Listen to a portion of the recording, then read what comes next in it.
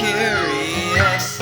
And he cuts across the median and just is driving head on into traffic. Then I get above the tree line and I'm walking, and the wind almost blew me off the mountain. Hey, you just learn as you go. That's what we all do.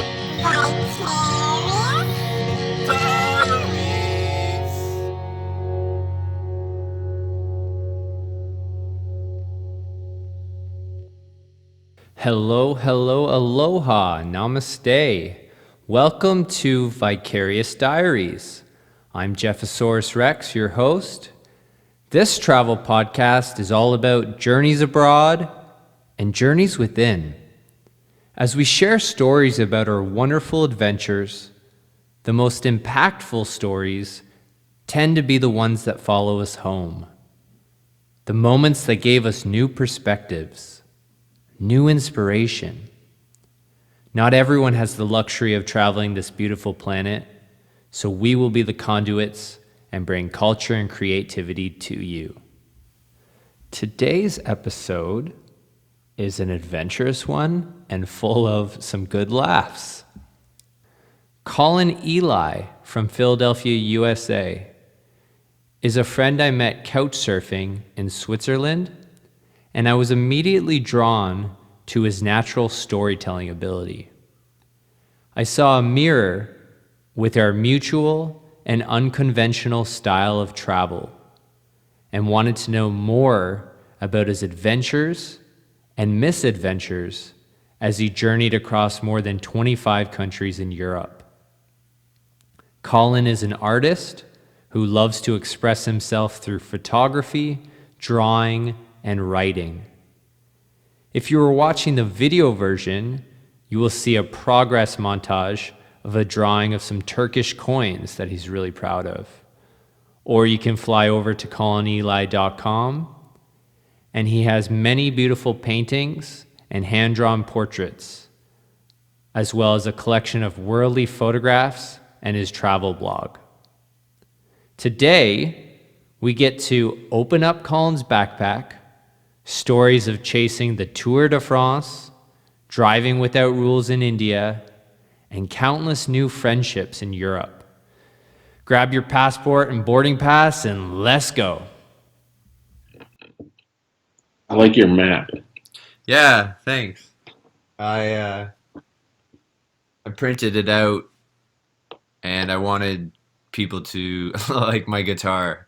I wanted people to draw on it at like the little presentations I did, and just to see where they've been in the world. And The guitar was easily the coolest like travel memento I have ever seen. thanks. I I couldn't even believe like I actually brought a guitar. Like when I think back to it, I was like, what was I thinking? Like backpacking through Europe with like a massive back. My backpack was so heavy, and like, I don't and, know how you did it. and I brought a tent, and I'm like, yeah, I'm like, I don't even remember second guessing the guitar. It was just like it was definitely coming. It But was necessary. but when I think back to it, I'm like, wow, I can't believe I brought that. But I'm so happy I did because Yeah. I played it every day, and it was I definitely fell fell more You- in, We fell were more. talking about how it's important to write things down before you forget because the memories fade. But I feel like with the guitar and all those drawings on it, it's like you probably remember every single person that has drawn something on it. Yeah, and you know what's crazy is some of the drawings actually have faded. So it's like that actual lesson that like yeah, not only do things not last forever, but you know it's good to be okay with that. But Yeah. yeah, definitely, because some of them have stuck, which is cool. And yeah, I remember specifically where I was when they were drawing that and the reason for it. And I always remember I was like every person I met, I was like, oh, you gotta draw my guitar, like, and Yeah, I remember you had showed me the guitar and I was like, oh, I can't wait to draw something on this. That'll be cool. And then I think we went out and whatever, I hadn't drawn the guitar until the day I was leaving. And I'm like, you were rushing, up yeah. and getting ready to go to the train. and you were like, "Yo, you got to draw my guitar," and I'm like, "Oh crap!" So it was the last thing I did in Switzerland. I think was just drawing on your guitar, and I like started this design, and I had gotten to a point where I was like, "Okay, I have to finish this, or else it would just look unfinished." So I finally finished it, and there was, I think, like 9 minutes left until the train left, and I'm still in the apartment drawing. So just like finished it, threw the Sharpie down, like gave everyone a hug, and just sprinted to the train station. And luckily, I made it. But that was like, I don't think I ever really missed a train on my trip that I can think of, and that was the closest I came because I was like, I have to draw on this guitar. Well, that's pretty good for not missing any trains, because I feel like it's important to get there early and figure out like, okay, where's the platform, and like Yeah. sometimes it's in a Well, I should say that a lot of my travel was like, I'll just get to the train station and then look for a train from there. So most of it wasn't like I was making specific trains, but on the times that I did, I think I was pretty good about getting right there early. Yeah, me too. I only hopped on a couple of the wrong trains a few times, but like they weren't like serious Unplanned detours. detours. Yeah, unplanned detours. Yeah, Those are fun too, though. yeah, that's true. But you had the rail pass, right? I had the rail pass, man. Yeah, that's That's the way to go. My brother convinced me to do it. It's absurdly expensive. I think it was like $3,000 or something crazy. But it was 3 months, and it was like not all of Europe. I think there was like 6 countries that weren't involved for whatever reason, but it was, I would say, definitely worth it because I hit like everything I could. And I'm so cheap, like spending that much money, I was like, I have to use this all the time to get my money's worth. So I was on the train like every other day at least. So I was kind of all over the place. And I think it has pros and cons because you want to stay like in some places longer, but I was just hopping like every 2 days, 3 days, I was just on a train and in a different city. So it's kind of its own type of traveling. yeah, and But I think we can start there. So on that note, so you're from Philadelphia, right? Like you were born yeah, there, or yeah. Well, I was actually not born in Philly, but I grew up outside of Philadelphia, and now I live. I've never lived in the city proper, but I'm like 20 minutes outside of Philly now. So and that was like you went on this big adventure trip, and because of the rail pass, you were able to see like at least over 25 countries and like yeah, on one adventure. And so yeah, it's it was a lot. It was, but yeah, thankfully, because I had moved to Turkey to live there, and I was planning to live there for like a year, but because of like the resident permit things, I couldn't end up staying the year. I didn't find a job that I wanted that paid like anything decent, so I was like ready to leave. And my brother, I was debating like coming home or like continuing to travel. And my brother, I called my brother. I remember, and he was like, he had always wanted to go to Europe, and he had been like once or twice, I think, at that point, and he loved it. And he just told me straight up, he's like, "Hey, don't come home without seeing Europe." And then he told me about the rail pass, and I was like, "All right, I'm doing it." So shout out to Scott for setting this whole thing up. Not setting it up, but yeah, for sure. And kicking me in the butt to do it. the thing about Europe that I love so much is there's so many countries in such a small area, and it's so easy to get around. And it's just like I've been to Europe like 4 or 5 times. I'm like, it's just a cool fucking place. And there's definitely there's so many cool places to see in the world. But yeah, like your brother saying, he's like, dude, just listen to me, and Yeah, and so it's good that you took his advice. But yeah. Thank goodness. what? So you went to Turkey before India? So Like, what brought you yeah, there? well, in college, I wrestled competitively, and that's like year-round training. So I couldn't study abroad, which I had wanted to do because I was training. But I had I had a friend who I'm still very close with from India, and I got to know her like in from college. And in 2014, I guess it would have been 2013, she was like, "Hey, do you want to come to India and stay with my family for a few weeks?" And I, yeah, obviously. So that was my first time leaving the country, and I thought like it'd be a shame to fly like halfway around the world and only go to one place. So I just like picked Istanbul randomly because I picked it because it seemed like the most interesting place that I knew the least about because I didn't know anything about Istanbul. Um, so yeah, I just like stopped there on the way to India for 4 days, and it was such a tease because I loved it, and then I had to leave right away. So I had always envisioned like going back to Turkey, and India was a blast. Like it's a beautiful country, and I want to go back so bad. But as like you probably experience, I'm just like when I think about traveling, I'm caught between visiting all the places I love again, or like just going Yeah. to a spot that I don't know. And I'm leaning toward. I always lean towards like going to a place I've never been because just for like the new experience aspect. But I'd love to go back to India. Yeah, that's a good that's why I love talking about travel because like I never really thought about that too. It's like, yeah, do you go back and spend time with, friends you've made, or Yeah, like I think you got to do a balance, or do you go to like a completely new place that you don't know anything about? So that's a tough decision yeah. because you still talk to the friends you made, and you always like the conversation is inevitably returning to, oh, are you coming back to visit, or Yeah. when am I going to see you, blah blah blah, and then it's so tempting to just buy a ticket and go visit. But then when you think about it, it's like I only have so much money.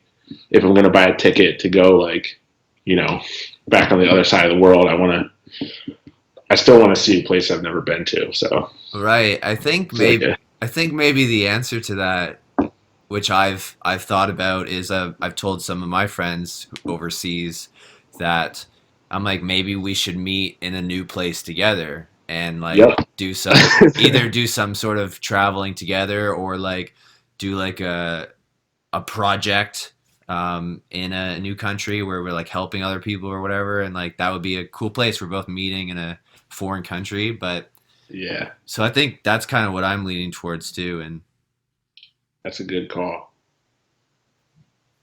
so you went to, So where did you go in India? I went to Delhi. My friend lived in Delhi, so every day this was my schedule. I would just wake up, have breakfast, and ride into work with her, and then she would just like go into the office, and I would just start walking, and Yeah, I would nice. walk for her whole work day, like 8 hours. Sometimes it would be walking the whole time, but a lot of times I would stop to like draw or just hang out or visit like cool places. And then when her workday ended, I would just be back at like her office, and we'd take the train home or car or whatever. So that was like unbelievable. So what's it like in Delhi? Packed. Nah, I mean, parts of it are. Not. It's not like the whole city's packed, and it's gorgeous. Like there's a lot of poverty and there's a lot of wealth, oddly stacked on top of each other. So it's quite a contrast.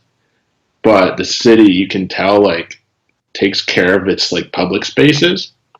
So I don't know. It's just a cool place to walk around. There's gorgeous gardens everywhere, and I went at the right time. It was like I'm trying to remember. I think it was February, end of February, and the weather was perfect for me.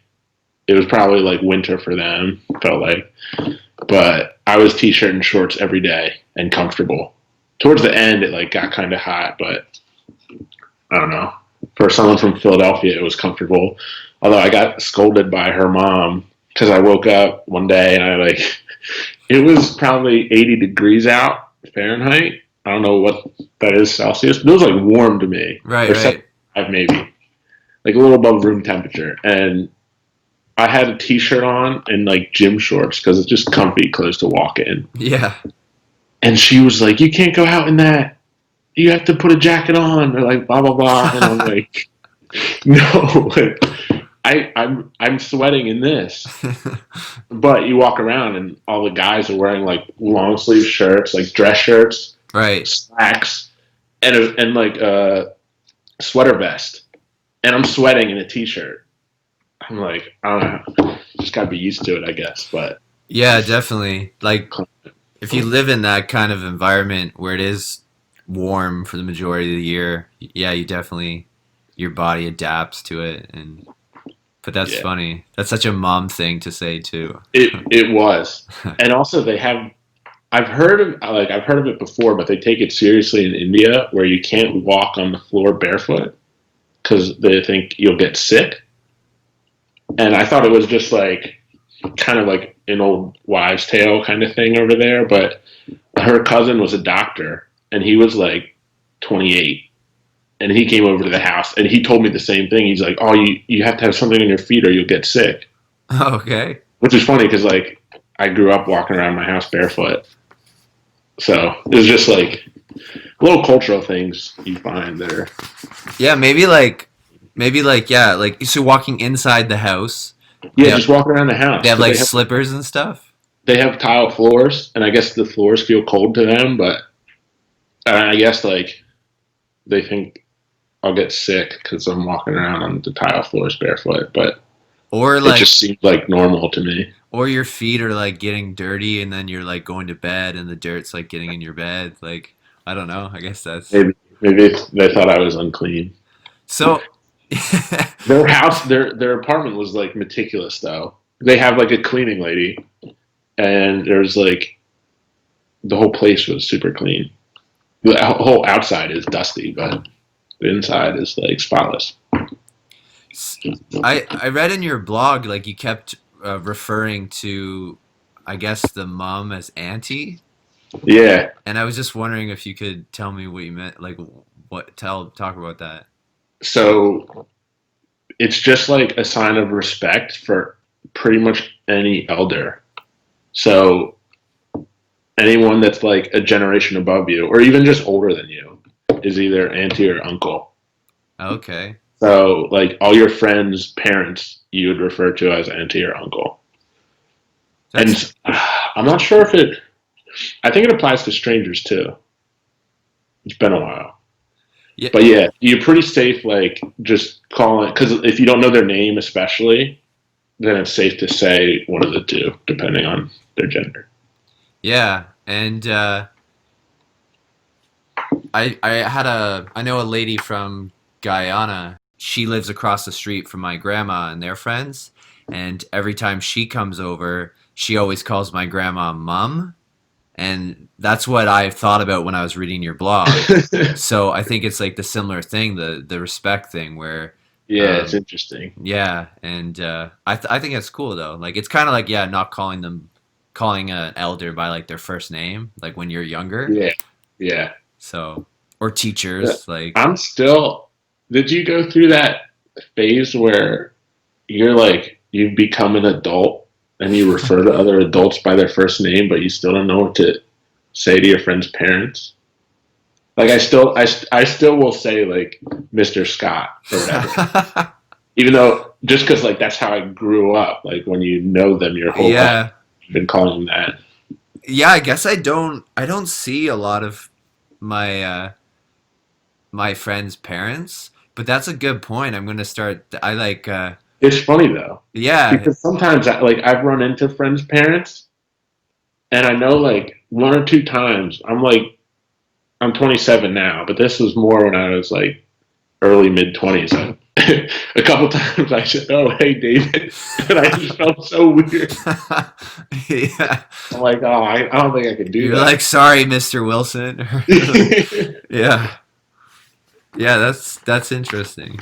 Yeah, there's so many like just etiquette things in our culture that I haven't even figured out, let alone like all these other cultures. Like also in India, like the really senior people, like the elders, you're like, it's like respectful to bend over and touch their feet, which is like totally new to me. I'd never touched anyone's feet before because feet are like, to Sacred. me, kind of gross. Okay. I'm like, why am I touching your feet? But it's like, it's normal there. And so when her like grandfather would come over or whatever, I think it was when we greeted, but also when we said goodbye, I'd like touch his feet.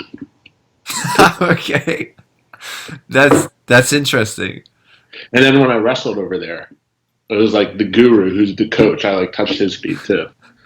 Aporva, who's the one that invited me, who I was staying with, would be like, would nudge me and be like, "You can touch his feet now." And I was like, "Okay." Although it did cross my mind, like she could just be messing with me. That's true. Like you never know. Like when you're in a different country. Yeah, Okay, wait a minute. Like you just bend over and you just do like one yeah. little You just bend down and just like touch the top of his feet. like a okay. And Yeah. Hey man, I can't explain it, but I did read once, like in Tibet, maybe that some monks, when the way that they say hello, I put it on my page, is they like stick their tongue out and they just go, and it's like, yeah, it's like this, probably should have started this. yeah, there's, yeah, but there's actually a reasoning behind it that it was one of the old kings had like a specific colored tongue or something, and like they would show it, like you can read the article, and I think it said like by sticking your tongue out, and to show that you're not this. I don't know. You have to read that you're not like this evil person or whatever. But I put it on that page. Interesting. It's kind of weird, yeah. But I also heard in India, I had a friend who, like, I don't know if you noticed this, but like guys in general, like when like guys who are friends, like you might see them on the street like holding hands and stuff. Oh yeah. Like, did you see that at all? Oh yeah. It was like, well, India in general is like still, at least relative to the U.S., like pretty conservative.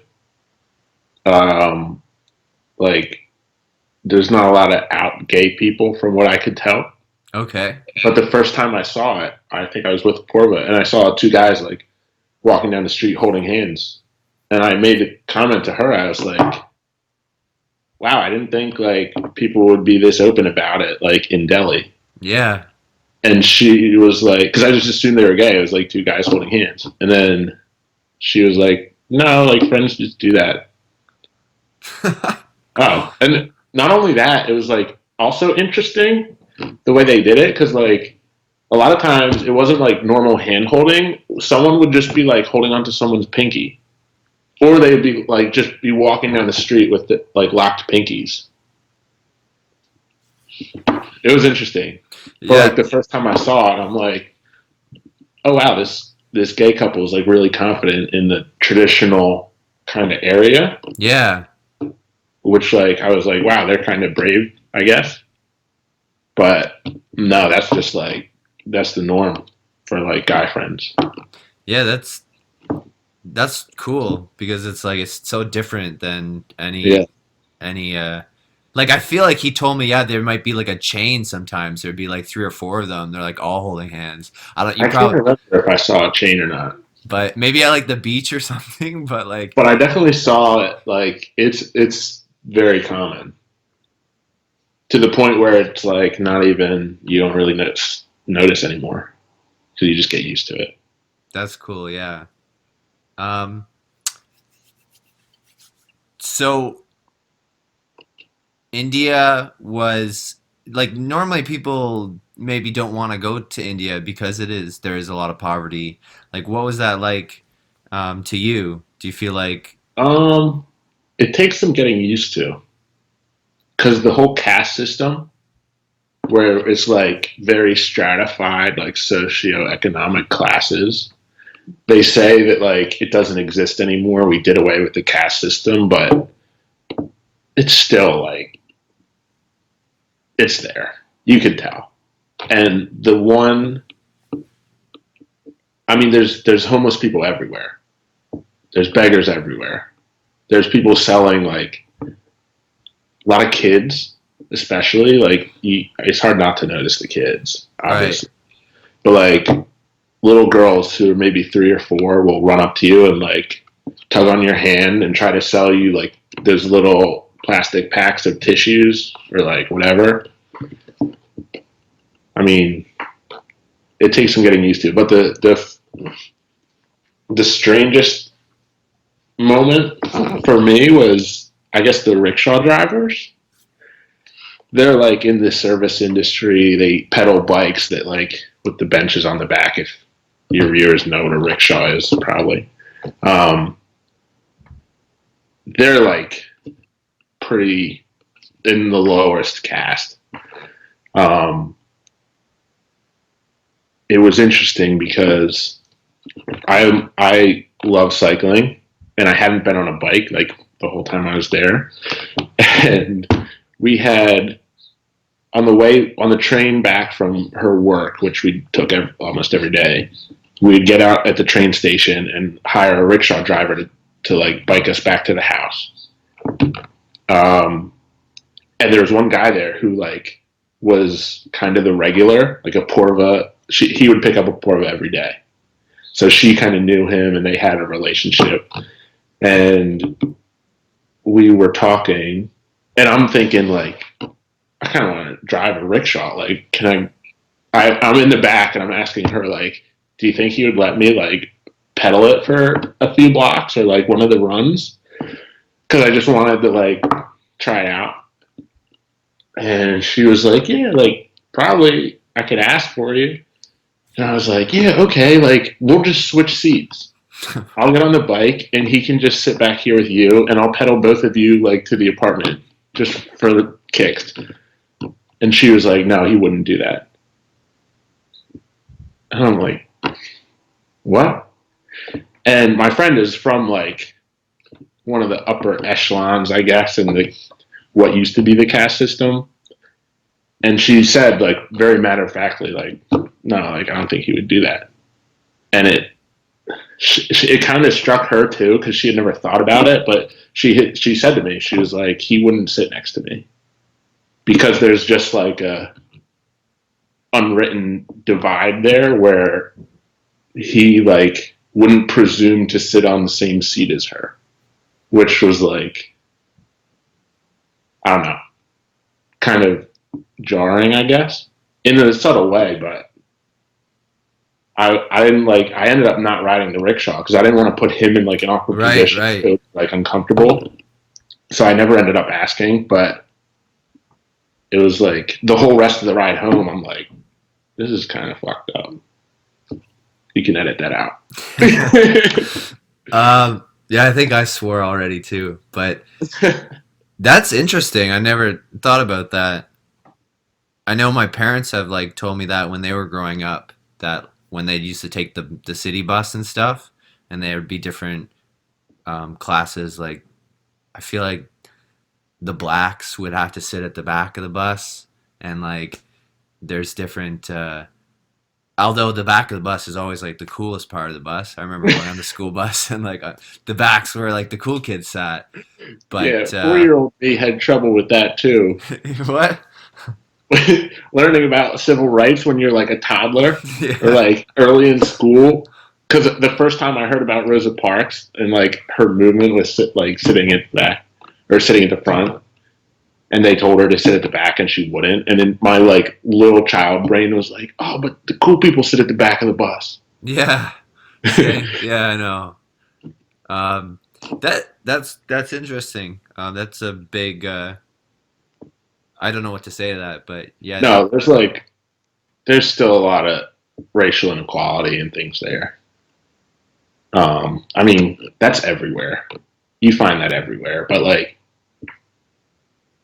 there's also like a lot of decent people that supersede all that. So yeah, you can like, I mean, India has its own things it's working through, but there's so many amazing people there. So so if you were to drive the rickshaw, like, would you have driven it like I this? wanted to ride it so bad. Like, would you have driven it like or ride it like beside other rickshaw drivers, and like like I've seen like it's packed, isn't it? Like on the like there's Yeah.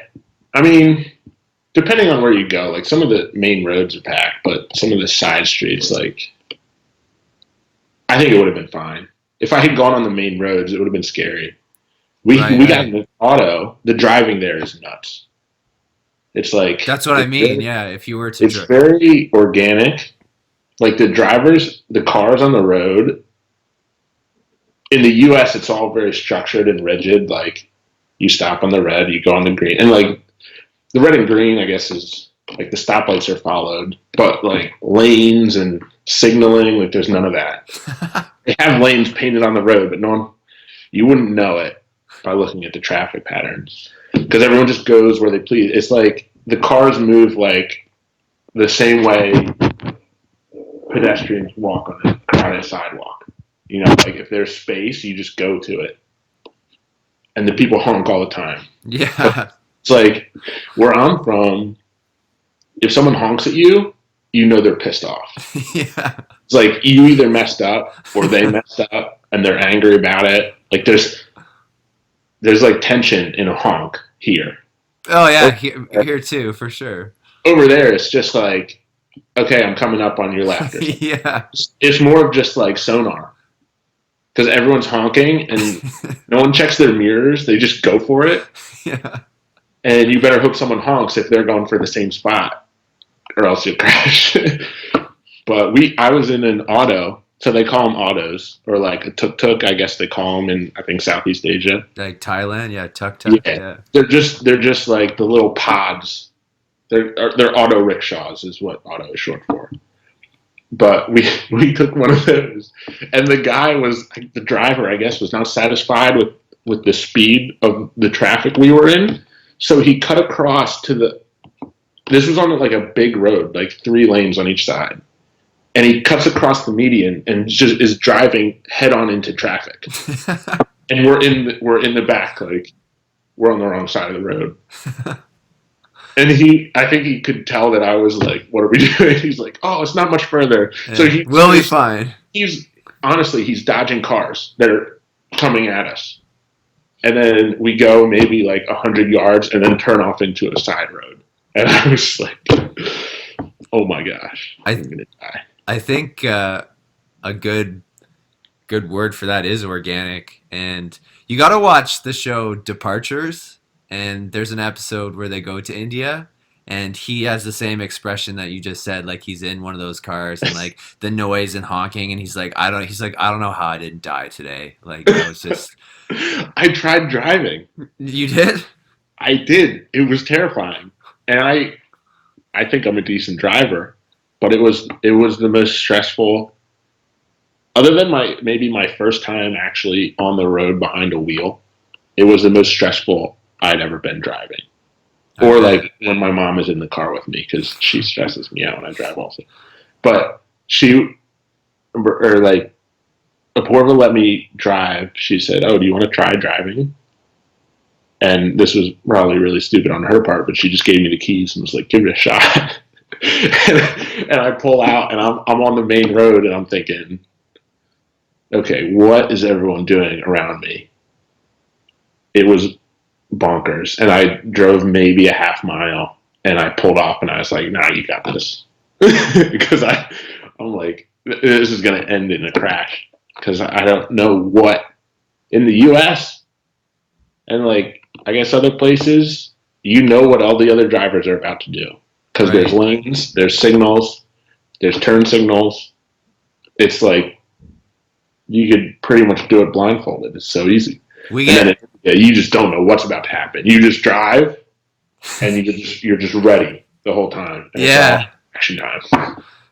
It's stressful. We get pissed off when like someone forgets to signal. Like, oh man, I can't believe that guy didn't put his signal on. It's like I'm the same way. And actually, the funny thing is like I know there's a stigma about like foreigners driving about how like. There's some stereotypes of like Asians being bad drivers or whatever, and it was kind of enlightening because after Apoorva told her mom auntie that I drove. And she was like, "Oh, how was it?" Blah blah blah. And I was like, "Yeah, it was really stressful." Blah blah. And she was like, she's like, "Yeah, if you can drive in India, you can drive in anywhere. India makes the best drivers." And I think from her perspective, it's like because they're the most attentive and they're ready to like dodge and weave and like everything. They're great drivers in a sense that they're skillful with maneuvering. Yeah, it's like a video But game. and she made the statement like, yeah, if you can drive in India, you can drive anywhere. And from like my perspective, I'm like that might be why people in America think Indians are bad drivers because on the U.S. roads with like our system, it doesn't mesh to just like go weaving through traffic and not using signals and whatever. But Yeah, maybe like you're not as engaged when you're driving. Like sometimes you just go on oh yeah, autopilot and you're like, no, in the U.S. that's certainly the case because I've seen people on my commute reading books like while driving. Because in the U.S. it's like everyone there's such structure to it that you really barely need to be paying attention to drive successfully. And in India, if you tried to read like one sentence, check your text yeah, message. Like, yeah. Oh my god, I can't imagine if texting while driving happened in India. There'd be crashes everywhere. It probably does. I don't know. I was gonna say, I wonder how often there are like crashes. I wanted to say though, when I was in Barbados, I kept hearing this honk from the cars, and it was like this clown horn. It was like this really fun like doo-doo, doo-doo-doo, and you keep hearing it like from your hotel. And then when I was walking on the street with my sister, there were these vans that were driving around, and they would pick up people, and then like little taxis kind of. Um, but that was the sound they would make. I thought it was for honking, and I thought, hey, maybe that would be a little bit not as angry as like our honks, like "Arr!" and you're kind of like, Sense. oh shit, like people are pissed or like, Yeah. but because like I even have a hard time honking at people. I'm Oh, like, I never honk. yeah, it's Actually, I've sometimes, honked probably less than 10 times in my life. yeah, it's like maybe if the honk wasn't as aggressive sounding, like it's just like, oh hey, like I just gotta get If by, it was like clown noise. yeah, But yeah, no, the honk is like a totally different connotation here. Although it might just be a city thing too, because you go to New York City and everyone's honking. yeah, that's true. Same with But, Toronto. but I feel like in New York City everyone's pissed off. and the people maybe yeah. Do you want to talk about where you went after that? So you went to Turkey next, or do you want to say anything else with India? I mean, No, I mean, I could talk about India all day. I know, But and it's I kind of good want to get because to some other. yeah, but you got your blog too, right? So like people can read the stories there too, which is Yeah, cool. ColinEaly.com. Yeah. I had a blog that was just for India called "Sorry I've Never Flown Before" because I felt like that was my attitude for a while because I didn't know what I was doing and I would ask a lot of stupid questions. Yeah. I came up with the name like on the way out because I started the blog shortly after I left and I felt like I have no idea what I'm doing, so I'm just asking people, which is half the fun of traveling. But that was kind of the attitude I took into it. Was like, hey, sorry, I've never It's my first time traveling. Yeah. this time out of the country. Like, Yeah. yeah, tell me where I'm supposed to be. Where's my gate? But uh yeah, let's just get this detail. So you went on this big traveling adventure. For how long did you go for?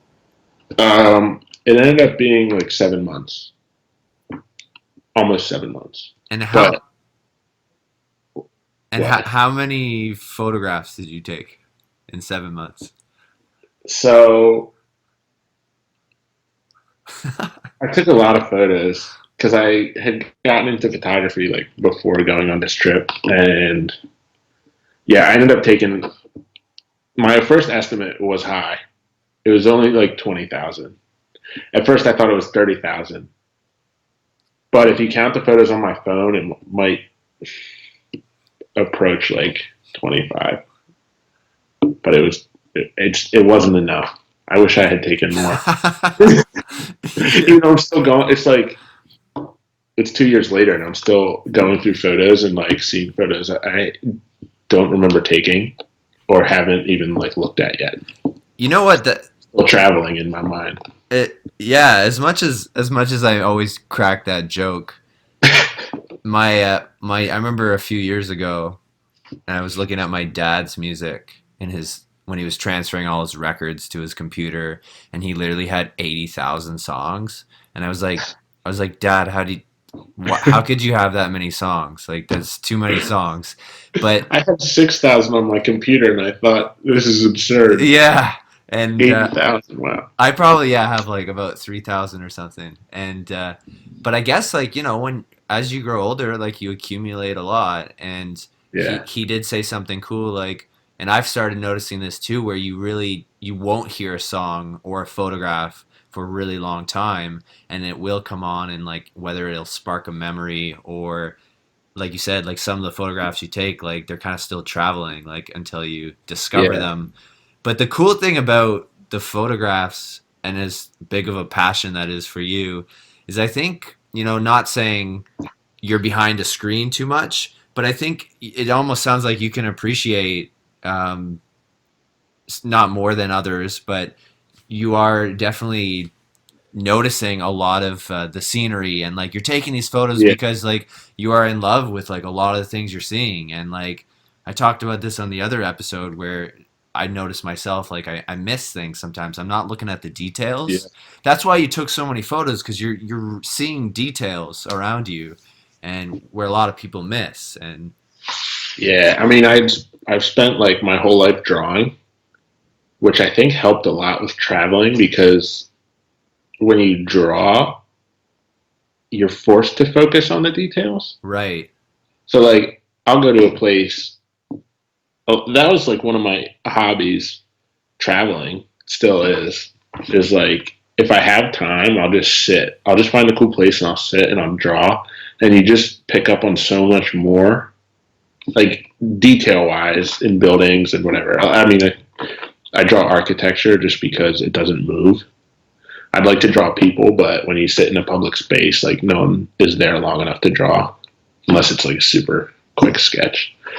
Although I've drawn people on trains before, That's so cool. That's such a cool gift. And but yeah, no, with photography, I love taking photos everywhere I go, especially because you see things that are so awe-inspiring to you. Like when you travel, that's just kind of the way it is.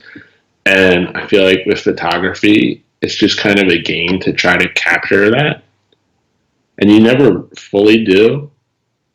But it's fun to see how close you can get. And then when you look back on it, like I can go through my photos now and see things that I have totally forgotten about. And like music, I think music does the same thing. Like I was saying the last time we chatted, um, I was in my car coming home from work like less than a week ago, and this song by Missy Elliott, I think it was Missy Elliott. It's like Lighters Up. yeah, yeah. Put your lighters up, and it came on, and I hadn't heard the song since I was in Switzerland, and I could as soon as it came on, I just remembered exactly the road I was walking on the last time I had heard it, and I could like if I went on Google Maps right now, I could find the spot and point it out because Yeah. I remember like this stretch of road I was walking on, and I remember details of the road, and it was weird because I had totally forgotten about it until the song came on, and I was just listening like I'm driving home from work, but I'm really in Switzerland in my mind. So I think photos can kind of do that too. Like I said, I make that joke a lot, but and I like taking photos too, and I also like just trying to be in the moment as much as possible. But hearing you talk about that, it makes me want to. I like videos. I really like taking videos where you can like hear people's voices and stuff. Yes. But photos are cool. Like when you can take a photo and like at someone's house, and then like you look at the photo later and you're like, wow, I didn't notice that on the wall in the Yeah. picture. I actually saw your video that you put together after your trip, and it just made me like so remorseful that I didn't take a video. I have some videos, but I don't know. I've just never like gotten into videography or filming. Like, I do it here and there, but there is so much content you have. And I have photos, which I love, but I'm like, I wish I had taken more photos. Because, yeah, the voices. Yeah, and I love the accents, the voices. Pretty much, it seems like everyone in Europe speaks English, and they all speak it differently. So that was kind of interesting just to hear everyone's take on it. yeah, And they're all like surprisingly great at speaking English. Because if I learned like French or something, it would sound god awful.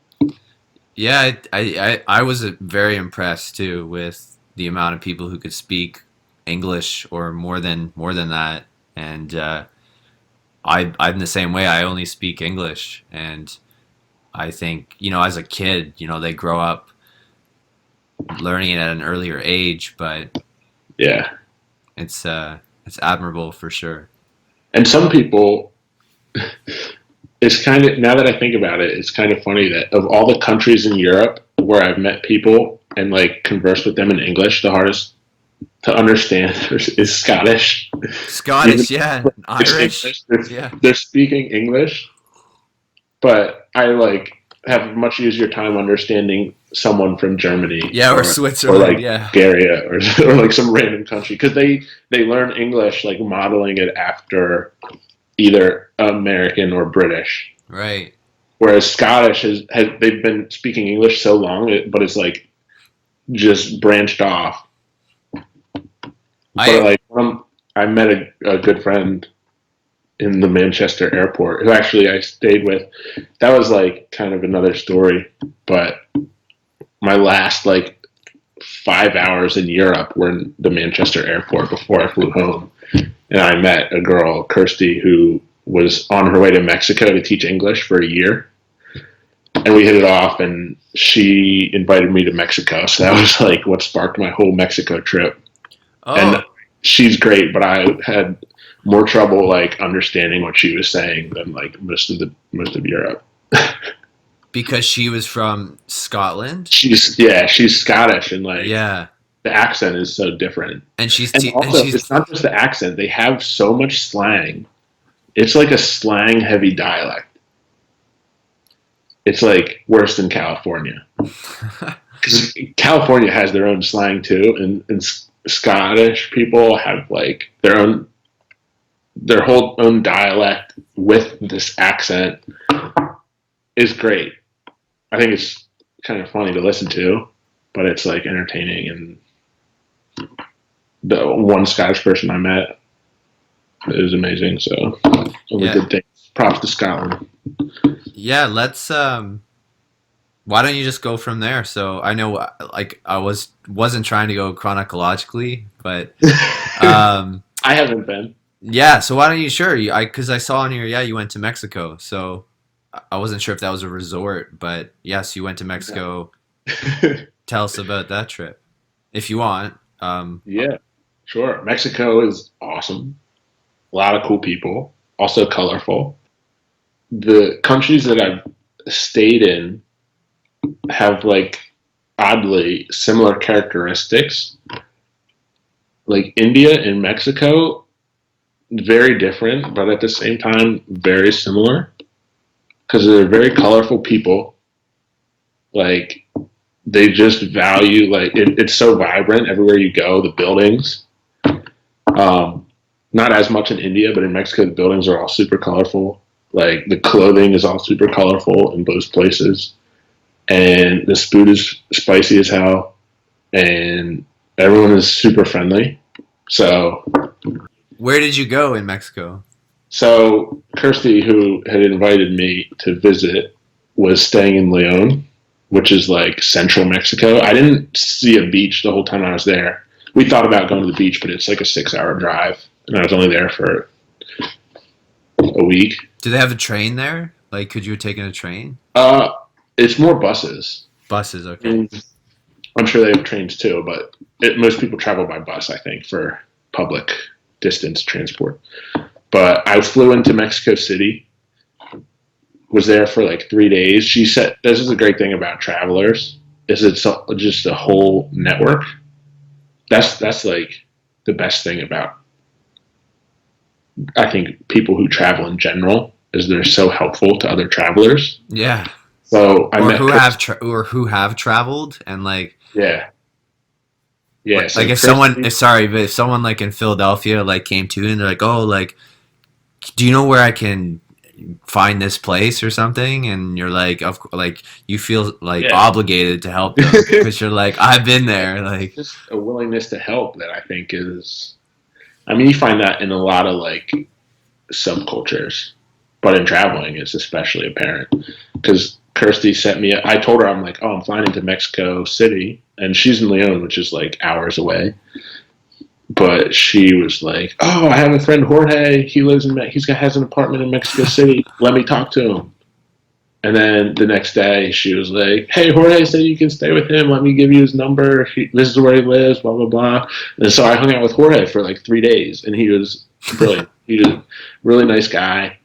Um, Great location. He was like right in the middle, and he showed me around. He took me to get some delicious food, which is like part of the part of the allure of like other cultures is trying the food.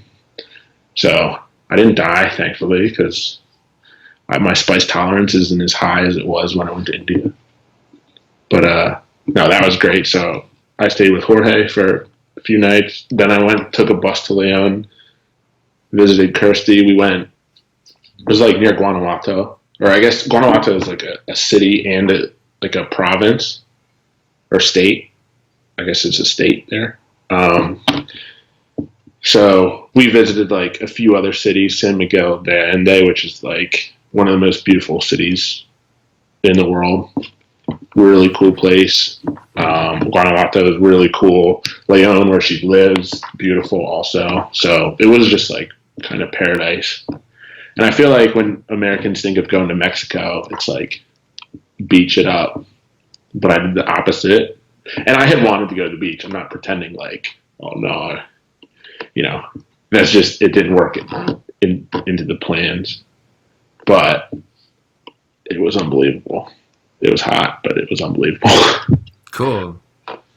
I like hearing that you had such a good experience in Mexico because even like I don't know how many times I hear like if you're not going to a resort in Mexico, like to actually explore Mexico, it's like there's I feel like there's this huge stigma that's like, oh, that's a dangerous place, like don't go to Mexico, like it's like Well, not. yeah. I mean, I was warned by people there, like, watch yourself. Because even like she taught English, and at the university, I went with her. I took a bus to meet her at the university, and the two of us and two of her students went out to get food at like one of her favorite spots. And I was talking to them, and they were like practicing their English with me, which was kind of cool because it's funny the things they pick up. But they were saying like they were both from right outside of Mexico City in like small towns, and the one guy has like they've both been mugged like multiple times, like with at gunpoint or knife, usually with knives. The one kid had a story. He was walking home in his hometown as like a 19-year-old, and he's walking down the street, and there's like a group of guys or whatever, and then they surround him, and the one guy like pulls out a knife, and he's like, "Give me your wallet." And it was a kid that he recognized from like elementary school, and he just said like whatever his name was. He just said his name, and he's like, "What are you doing? I know where you live. My mom has I tea know with your your mother." mom. And the kid like looks around, and then he just like let him go. But it was yeah. I mean, I'm not going to pretend it's not dangerous, but like, because there's bad people everywhere, especially when there's like poverty. Right. Because I guess that lowers people inhibitions when they're hungry or like don't have enough money. But Nah, there's so many wonderful people there that it's totally worth it. And I think as long as you like have your wits about you, it's pretty much fine. Yeah, like I wasn't in like a bad area, I guess. I mean, there are a couple times where I'm like really looking around, but in general, I didn't feel unsafe. And I was walking around Mexico City at night by myself. So, I mean, maybe not the smartest thing, but it's not like, I don't know. I guess everyone has their own story, but I wouldn't shy away from going there. It also helps being like a guy and kind of large, right. a wrestler. So I feel like I could handle myself. And wrestler. Like I'm not, unless someone has a gun, Yeah. I'm not really like worried about it. Whereas if I was like, traveling alone as a woman, I feel like I would be terrified. But I'll never understand or experience that. So I guess that's for. But I've talked like I was visiting a girl who lived. She had roommates, but she did plenty of traveling in Mexico by herself. So she, it's not like a terrifying place that I like. It gets painted with that kind of brush, but there's more good people than bad. Good. You can say that about everywhere, pretty much. Yeah, for sure. Oh man, there's some places in the U.S. I'd rather walk through Mexico City at night by myself than go to some of these places. Like, Even in Philly, like there's some places in Philly I wouldn't go. It's everywhere. right, for sure. We have those places in Canada too. No, you don't. No, you don't. Everyone's nice in Canada. That's really funny. Because that's Canada doesn't have any bad. yeah. Because I do hear that a lot, and like that's what everyone says who I met traveling. Like, oh, you're from Canada. Everybody's so nice there. Yeah, you guys got that rep. Congrats. Yeah. It's good to have. Let's talk about your I want to hear about your Turkey trip. Turkey. Great place. What do you want to know? So after your India trip, you said you got a touch of Istanbul, and so you wanted to go back to Turkey, right? Oh yeah, it was amazing. I mean, part of it was like it was my first real international experience, so I was already in love with traveling.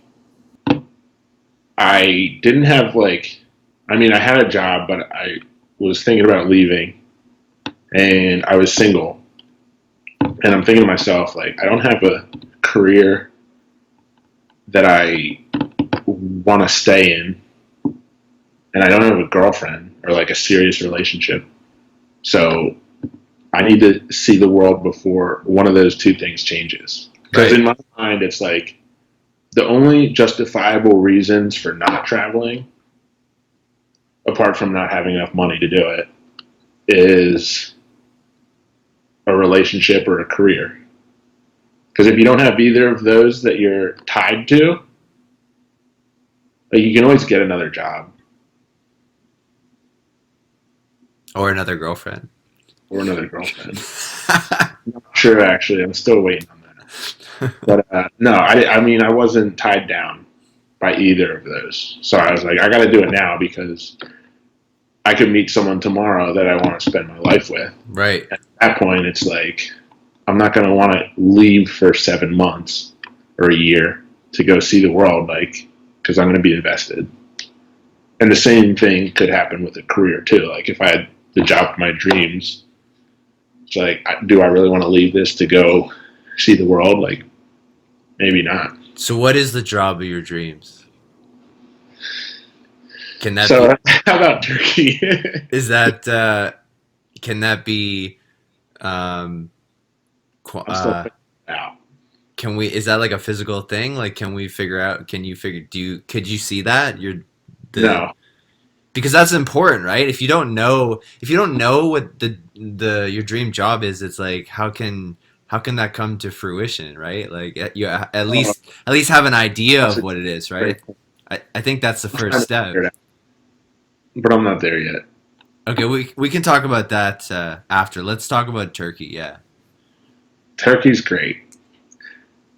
Turkey has so many helpful people, which the same could be said about pretty much everywhere. I actually made a list because you asked me to like brush up on my trips beforehand, and like I said, like and stories or whatever. But everything I came up with was stories about people that I've met rather than the places, which I think is kind of telling about like travel in general. At least for me, is like when people ask like, "Oh, what were your favorite places?" It's always my answers are always the places where I met the coolest people rather than the coolest places. So that's kind of a big part of it. Turkey, You're like the Scottish airport, like like the Scottish airport, even though well, it wasn't in or Scotland. I've Manchester never airport, actually yeah. been to Scotland. I just met one Scottish Right, person. the Manchester airport. But no, so I kind of got a sense for that off the bat because there were two Turkish people. Actually, there were a few Turkish people that I knew at F&M, even though I wasn't really friends with them. I was friendly, like we knew each other, but we never really hung out. But it was actually you could tell right away that people just want to help because the night before I left for Turkey, when I decided to move there, I quit my job and I bought a one-way ticket and I was like, I'm moving to Turkey straight up. And that's when this whole like Turkey/Euro trip started. And then on the last day of the Euro trip, I met Kirsty from Scotland who was going to Mexico, and that's how the whole Mexico trip started. So Weird, crazy. before the inviting me to India, essentially led me to go to Turkey. And Turkey led me to travel to Europe. And then on my last like 5 hours in Europe, I met Kirsty, who like convinced me to go to Mexico, which was not hard to do. And so it was like it's kind of funny because every trip just like leads to another one. Although I didn't meet anyone in Mexico that wants me to go to some other random country, so I was maybe gonna that I was gonna say that, yeah. team just ended. But But maybe it could have led you to something like this, doing the podcast, and then sure. like But anyway, Turkey. The night before I left, I reached out. I'm in bed and I'm like looking at Instagram, just like about to fall asleep, and I see this girl that I knew at F&M had posted like some photo. I don't even remember what it was, and I'm like, Zainab, this girl is Turkish. So I sent her a message and I said, hey, hope you're well. Blah blah blah. Don't know if you really like. I know we haven't talked in a while, but I'm moving to Istanbul tomorrow. If you have any like tips, let me know. So I sent her that message, like asking for tips and tricks, or like any info about Istanbul because she was from Istanbul. Her and her twin sister were both from Istanbul. Both went to F&M, and I met them because they lived in my old room. I went to visit one day for no reason. I was like, oh, let's see who lives in my old room. nice. It's them. But anyway, I sent the message, and then I fell asleep. The next day, I woke up, and I'm like leaving for the airport to go to Turkey. And I get a message, or I was actually going to Dubai for a week, then to Turkey. But I get a message, and I was just shocked at like how helpful she was. Her and her sister both. She was like, "Hey, great to hear from you." I mean, I don't remember what she said exactly, but the gist was, "We both are in Istanbul. Let us know." Blah blah blah. This is great. So they gave me a tour. This was the first time I went, but they like showed me around. They gave me like they took me to all the places. They dealt with all the hagglers for me because they speak Turkish, obviously. which is a godsend because the Turkish like street merchants are just incessant with their like peddling, and it can be overwhelming. I think it's worse than India because India is kind of known for like people trying to sell you stuff, and Turkey is like on another level. But anyway, they were super helpful, and then How were they helpful with the hecklers? oh, well, it was like I'm obviously not Turkish. A lot of Turkish people like have a similar look, like dark hair. If you go there, you get a sense for what Turkish people look like. So anyway, they can tell right away I'm not Turkish, which means I'm a tourist, which Right. means I come to spend money Right. and I want souvenirs, obviously. I didn't really, but everywhere I went, people would just heckle you. I had a guy follow me for like 4 blocks trying to get me to come to his jean shop. He's like, you need a pair of jeans. I didn't need jeans. And I said no. The first thing you learn in Turkey is like, hi. It's like, no. It was the only word I learned the first day. It was like, I said no 5,000 times. But they're very persistent. He's but, like putting the sweater on you. Like he's like, yeah. Because I've been to places like that they're too. not afraid to touch you. One guy was like, who would like grab my elbow and like try to steer me to his shop. Yeah, my friend, my friend, my friend. Yeah, they're all very helpful and they're so kind. Yeah. Just trying to get business. No, but when I went around with them, it was like the funny thing is they have like I guess they had a Russian grandmother, I think was the thing, but they both had blonde hair, which like no Turk has blonde hair. So again, the vendors would see the 3 of us, like, oh, 3 blonde people, like tourists, let's sell them shit. And they would step up and like say, hi, where are you from? Blah blah blah. And the Aisha and Zainab would just respond in Turkish, like, no, we're not interested. And the guys would be shocked. Like the look on their faces is hilarious. They're like, oh my god, this girl knows Turkish. Yeah. And they would ask, like, where are you from and how do you speak Turkish so well? And every time they'd have to explain that they're actually Turkish, and like, it was hilarious. But it was nice not having, because the whole day that I spent with them, I didn't have to like deal with the hecklers. So that's how they were helpful. They also gave me, that was the beginning of how they were helpful. They took me out to dinner. They wouldn't let me pay. They're like hospitality all the way. I'm like, oh, these people are kind of amazing. So no, they were great, and they also apparently saved my life because I had bought a Drogba jersey. He's like a huge footy star, like football player, who played for Galatasaray, which is like one of the 3 Istanbul teams. He was like a big time star. So I found a jersey of his on the street that I bought, and I was going out with them, and I put it on. They met me at the hostel. I put the jersey on and was like we were about to leave, and I forget who said it, but one of them said, oh, you can't wear that. Like very matter of factly. But I thought she was joking, so I kind of laughed and I like went to walk around her, and she stepped in front of me again. She's like, you have to change. Like you can't wear that jersey out. And I'm like, I'm from Philly. I'll be fine.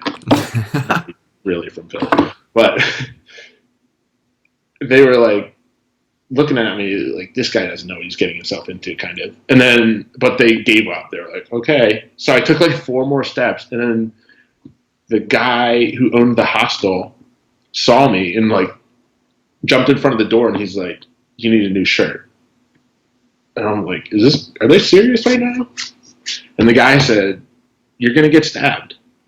Straight, he was like, you're going to get stabbed, because that night there was like a huge match between Besiktas and Galatasaray. Like Istanbul's so big, they have 3 like major league soccer teams. And 2 of them were playing each other, and it apparently is like the biggest deal in sports in Turkey, I guess. So things get heated between the fans, and basically they forced me to change my shirt. But I was fine anyway. I put a new shirt on, it was all good. But they were just looking out for me, and that's how like everyone in Turkey is, except for the one dude that robbed me. Yeah, But yeah, you can tell that story if you want. yeah, I got robbed. I'd like to Uh, hear that story. well, everyone's so helpful. Like everywhere you go, people are like, you can ask anyone and they'll like help you out. And you kind of get lulled into like, I guess just the feeling of safety because everyone's so helpful. But obviously, there's pickpockets around or like thieves, I guess, in any city, especially when you're. It's different, I guess, in the U.S. because you can't tell by looking if someone is a tourist. You can kind of like, I mean, obviously, if they're doing touristy things, you can, but Like taking the pictures with yeah, Rocky. Like, yeah, doing what we did when you came to Philly. yeah. Um, no, but in Turkey, it's like they can tell by looking at you if you're not from Turkey, like right away. Um, I was stupid enough to go to an ATM on like one of the main streets. Istiklal Street is like the main street, and it's where all the tourists go because it's the main street. Um, and I was at a ATM, and I think it was in Turkish. Usually, there's like a screen, I guess, with like the languages, but I didn't see that screen. I put my card in, and it's like not. It doesn't swallow the whole card. Part of the card sticks out. And then the guy at the ATM next to me, he was like this old man. He's like, and I'm looking at it, and it's in Turkish. I'm like, oh crap. And he's like, do you need help? Obviously, this would be like a red flag because normally you're like guarded around ATMs. All right. But the guy, he was like an old man, and he seemed so friendly. He's like, "Do you need help?" And I was like, "Yeah, I just want it to be in English." And so he like steps over, and he's hitting buttons on the screen. Next thing I know, he's on my right. Someone else, it was a pair. It was like a team. Someone else comes up on my left and is like strangely close to me and said something under his breath, and I just glanced at him, and I knew as soon as I did, I glanced at him, and I said like, "What?" Because I thought he had said something to me, and then I look back, my card's gone. I turn, did not see the guy. I'm, to this day, like amazed at how he just disappeared. And I'm like, I looked for like a couple seconds, and then I turned back to the other guy, and he's gone. And I felt like such an idiot. And next thing I know, I'm like, and I was with my landlord because I was withdrawing money to pay for my apartment. And immediately I just got so paranoid. And I like, I got in the landlord's face, and because I thought the landlord was in on it. This was the day I met him. And I'm like, did you set this up? Because we were walking to the ATM, and he made a phone call, and he was talking in Turkish, so I didn't understand what he was saying. And I'm like, did you set this up? Because I'm like, maybe he was like, he could have just called them and been like, hey, I got this guy. We're going to the ATM so he can withdraw money to pay me. Like, it easily could have been the case. I don't know to this day. He was like really offended that I thought he was in on it, and I didn't know who to trust at this point. So I just sprinted top speed all the way back to the apartment, ran on the computer, canceled my card. They had already emptied it, which was like amazing. And they had emptied it from a bank, like in a really crappy, like a notoriously bad neighborhood in Turkey or in Istanbul. So luckily I had Charles Schwab. I'm not like endorsed by Charles Schwab, but of my own free will say that they are lifesavers because they put all the money back in the account like within 3 days. Because I told them, I was like, hey, my card got stolen and they drained my account. And then I had to get a police report to like to prove it. That's where like the whole travelers network comes in, because the girl that I had taken an art history course with at college, Nas, is also from Turkey. Set me up with one of her friends, Meriç, hooked me up. She's a lawyer from Istanbul who was living in Istanbul at the time. And I like texted my few friends that I had at that point, because this was like early on. And I'm like, I don't know what to do. And luckily, I texted her, and she was like, "Okay, meet me at the police station because we got to get a police report." And she was a lawyer, so she knew what she was doing, and she spoke. She's brilliant, but she has like perfect English, obviously perfect Turkish because she grew up there. And we went to the police station. She spent it was like 4 hours in the police station because the police do not want to help Americans or like foreigners in general, especially one that doesn't speak Turkish. The Turkish people are friendly, excluding the police. They're not helpful. But luckily, I had Meriç with me. She translated my whole story for me to the police and was super helpful. And the police told her straight up they weren't even going to deal with it. Sorry. And I'm sitting there, and the whole thing is in Turkish, so I don't really know what's being said. She was she would cut back and tell me what was going on, but she got in this police officer's face for me, and basically was like, "I know how things are run. I'm a lawyer." She pulled out her whatever ID, and she basically just strong armed this small police office in Istanbul into writing me a police report. It was amazing. I was just like, this is unbelievable. And then while we had been in the waiting room, this French exchange student came in. Same thing. He all he spoke was French and a little English. So we were trying to talk to him, but he said the same thing happened to him. It was the same team at the exact same ATM, and she went in and did the whole thing again for him and got him a police report. So weird. It was it was a shitty day, but at the looking back, I'm just amazed that people are this helpful. And she didn't even charge me. Not that I mean, I didn't have any money to pay her. And looking back, Meriç, if you ever see this, I owe you big time, and bill me if you want, or just come visit, and I'll repay you in Philly. What? Philly steaks, cheesesteaks. There's no amount of Philly cheesesteaks that could repay this, but she's pretty much saved me, and because of the police report that she demanded, I got all my money back. So shout out to the good Turks.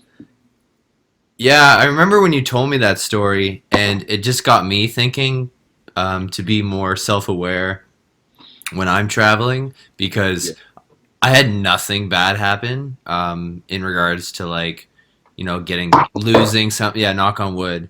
In regards to losing money or losing my passport or something. And the worst thing that happened was I hopped on a couple wrong trains, right? But once you told me that story, it just made me realize it is good to still be aware that I thought, if just as positive as I could be during my trip, that nothing bad was going to happen, and that I was being very trusting to people. I got on a train once and I was just trying to find my seat, and I was kind of looking at my ticket, and then the guy looked at me. He grabbed the ticket out of my hand. He's like, "Oh, it's this way." And I was like, "Okay." And he was kind of going fast. He started kind of going quite faster down the hall and in the train. And but he just was super helpful. He's like, "Yeah, you're right there." And even my very first day in Portugal, I was in the airport, took the train, and I came up the steps, and I was trying to find my couch surfer's place, and I couldn't find it. I had GPS, I still couldn't find it, and I'm walking back and forth, this heavy backpack, back and forth, and this lady just comes up to me on the street and just says, "Excuse me, are you lost? Do you need help finding a place?" And she helped me, and but I like what you said. Yeah, people are overly helpful, that you still need to be aware. And Yeah.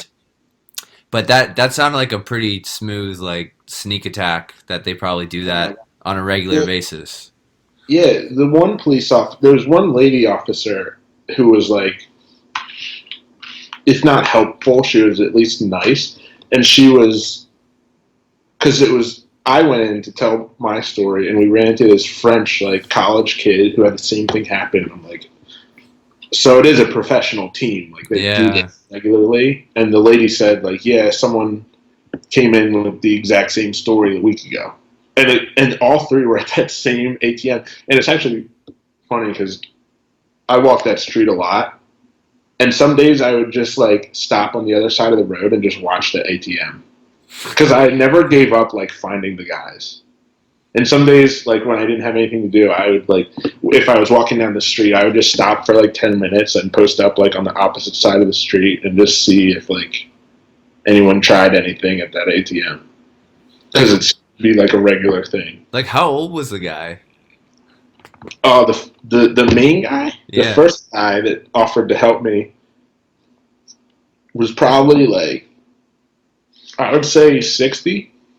Do you need help taking money out of your account? It's like, No, he just asked if I needed to change it to if I needed help changing it to English. yeah.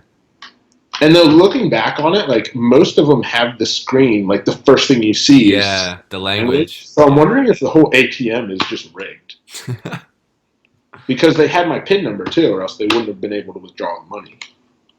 So I had entered the PIN initially. Yeah. So I guess they had either. It's weird though because I always cover up the pad when I enter it, but like maybe there was a camera, or they were just had the vantage point where they could like see my number. Yeah. I don't know. They were slick. The downside of it was it just made me paranoid. Like for the whole rest of my trip, I was like, I mean, I never had anything stolen after that, so I guess it worked. But it was just like frustrating being paranoid. And in Turkey, it's like, I mean, that could happen anywhere because apparently in like Spain, pickpocketing and theft is like so much more rampant. Mm-hmm. But just like it kind of that aspect soured my experience in Turkey, if anything did, just because I was like always, I guess, overcautious, like looking around. Whenever I'd go to withdraw money, there was one ATM that I was like that was off the beaten path, kind of near my house, my apartment, that I would go to, but like if there were, I would go at weird hours, and if anyone else was there, I would just wait until it was like empty. Right. Can you talk about the prayer calls? The prayer calls, I miss it. It's like it's so relaxing. It's you just kind of feel at peace. And I'm not really religious, and I'm certainly no Muslim, but it's so relaxing. There's the Muslims pray 5 times a day, and every time the mosques would like broadcast the call.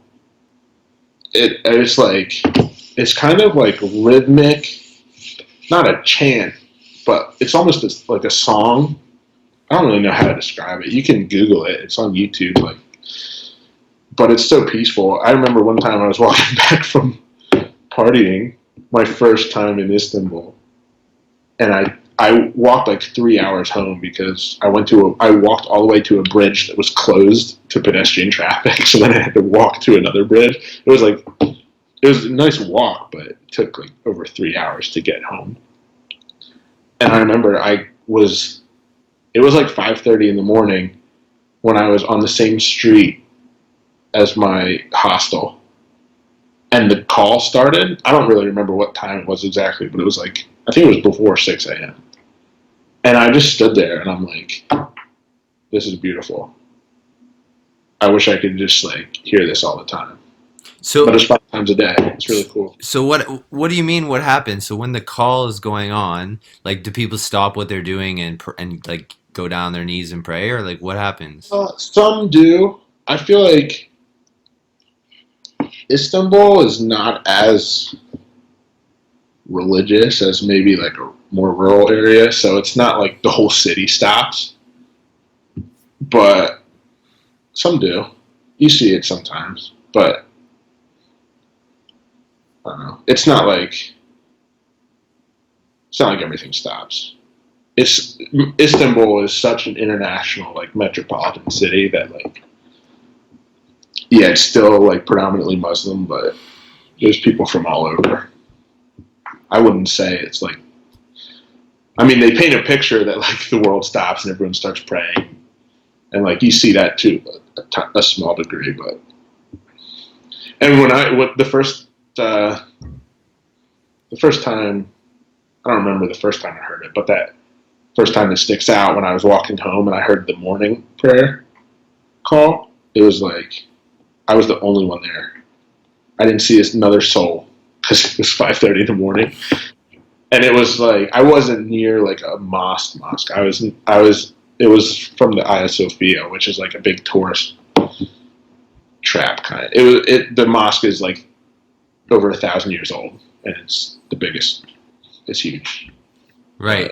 It's not like a place where people go to pray. It's not like a local mosque that the neighborhood would go to. So I didn't see anyone there, but it was really cool because it was like the dawn had just started. Like there was no sun yet, but the sky was like starting to get light, and it's just a beautiful sound. You should check it out. It's like I will. It's like a meditation during the day, like to. It sounds like meditation kind of. I mean, I don't really meditate either, but it's hard not to hear it and just feel like, especially when it's that early in the morning, just felt so relaxed. Although some people find it annoying because it is 5 times a day and it's loud. Like I could understand if you like, I could understand like finding it annoying if you didn't grow up there or whatever, or even if you did. But I thought it was really cool. Turkey is such a great place. I want to go back. There's so many like sights and smells and food that I miss. Although Turkish food is all over Europe, there's like hardly any in the U.S. Because everywhere you go in Europe, no matter where you are, there's always like Turkish food you can find. So what is like Turkish food?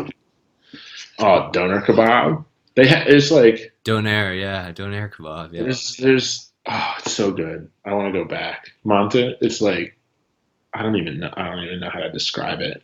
Actually, some of the best some of my favorite Turkish meal was in Italy. There's just this little Turkish shack like on this near one of the train stations in Italy that I was stuck at near like Pisa. I'm thinking about food now. No, but it was like I was waiting for a train connection between Pisa and Florence, and I was just stuck at this train station for like might have been overnight. I think that was maybe one of the 4 times I slept outside. But 4 times.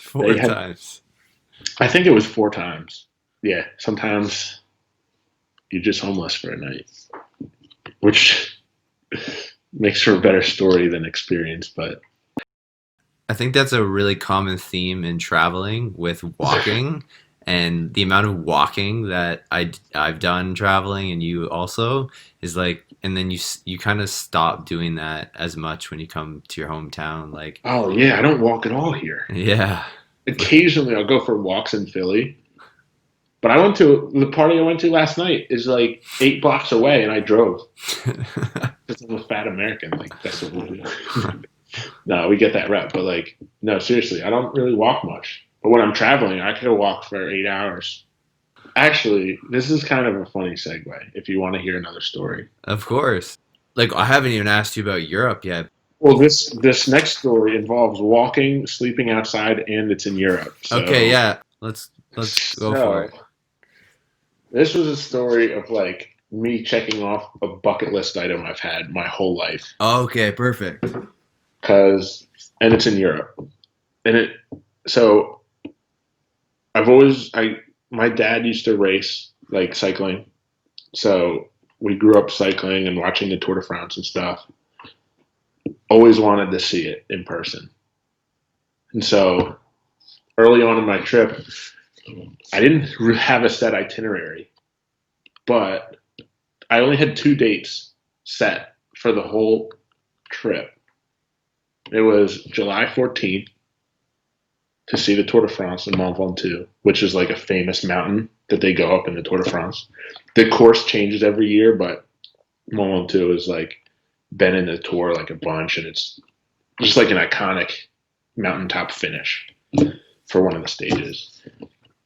So that was like, I had just my sights set on seeing the Tour de France on Mont Ventoux. It was perfect. So, but Mont Ventoux is like kind of out in the middle of nowhere.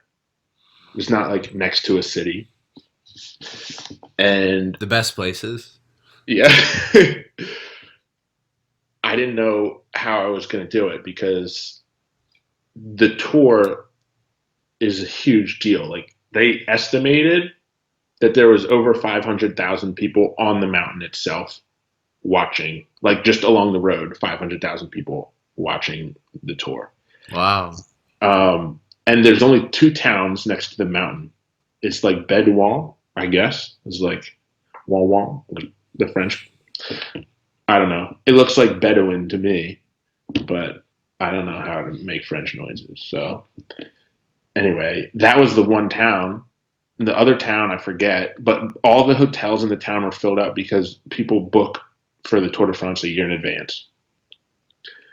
And like the teams themselves, like the race support teams and, you know, the whole event planners, like they book most of the hotels when they set the course.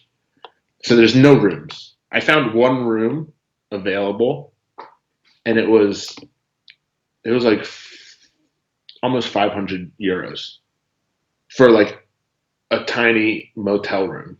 And I'm like, no, not happening. Anyway, so I ended up talking with this girl, Mila, who was the most irrationally helpful person I think I've ever met. Maybe. I've met a lot of irrationally helpful people. But I talked to her and I was like, hey, well, we chatted for a little bit and she's like, what are you trying to do? Do you want to hang out? And I was like, yeah, I'd love to hang out. Honestly, I'm really just like, I just want to see the Tour de France. Like, that's what I'm here for. This is like a week ahead. I just want to see the Tour de France. She's like, oh, that's a great idea. Wow, let's hang out. Let me know when your train gets here. So I pulled in on the train. I like get the train station Wi-Fi and I was like, hey, I'm here. She comes, picks me up. I'm like, this is amazing. She's like, let's go around Avignon. I arrived the day before, by the way, July 13th. She takes me around Avignon, which is like a beautiful little French city. Like, if it's even a city, it might be a town. I'm not sure. It's tiny for a city. It was a great time. They have a festival there that lasts a month, and it's all street artists. So we just walk around listening to music like the whole day. We had a nice restaurant had a nice dinner at this restaurant. Then we're just like killing time, whatever. And my plan was I'm gonna go sleep at the base of the mountain that night, hike up to the top the next morning in time to see the finish. That's what I told her. I was like, yeah, I think I'll hitchhike or whatever. She's like, no, I'll just take you. And it's like the town of Bedouin is like at the base of the mountain. It's like 50 minutes away. She just drives me. No, like I was amazed because I didn't even ask. If it was like 10 minutes, I might have asked, like, hey, would it be all right could I get a ride, blah, blah, blah. So this was like 50 minutes away, 5-0. And I didn't even ask because I'm like, I can't expect her to drive me out there. So I'm thinking, I'll just hitchhike. And then she was like, no, I'll just take you. It's easier that way. I'm like, okay. So she drives me out into the countryside. We're in this town and we're driving around. I'm telling her, oh, I'm looking for a good place to sleep, basically on the side of the road. She's like, oh, you're going to sleep on the sidewalk? No. I know someone who has an orchard, like a house here next to an orchard. And we go and she's like picking fruits or whatever at the orchard. We were just having a ball. Like, I didn't really have a plan other than hiking up the mountain the next day. So we were just winging it. We were like picking. She was looking for fruits in this orchard and she was like, yeah, the farmhouse is right down this road. And we're driving down this dirt road. And like, if it had been anyone other than her, I would have been like, oh, this is creepy as hell. But she's like, a tiny petite person, and I didn't think she had a gun or anything, so I wasn't really concerned. Um, then she's like, "Yeah, you can stay in this house. A guy I know lives here, but he's not in the country right now." And I'm like, now that's when I'm like, this is really shady. I'm like, what's your relationship with this person? Like, would he be Oh, cool? good question. Good question. Yeah. She goes, well, he's an ex-boyfriend. And I'm like, wait, so. And she said, oh, he leaves the back porch unlocked all the time. And I'm thinking, this is a bad idea. I go, so you guys are on good terms? Like, he'd be cool with this? And she goes, well, if he saw me again, he might shoot me.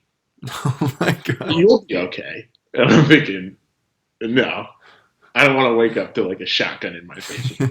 Even though she was like, no, he's out of the country. I know he's not in France right now. I didn't take her up on that because that sounded like the worst idea ever. So I was like, no, let's go back into town.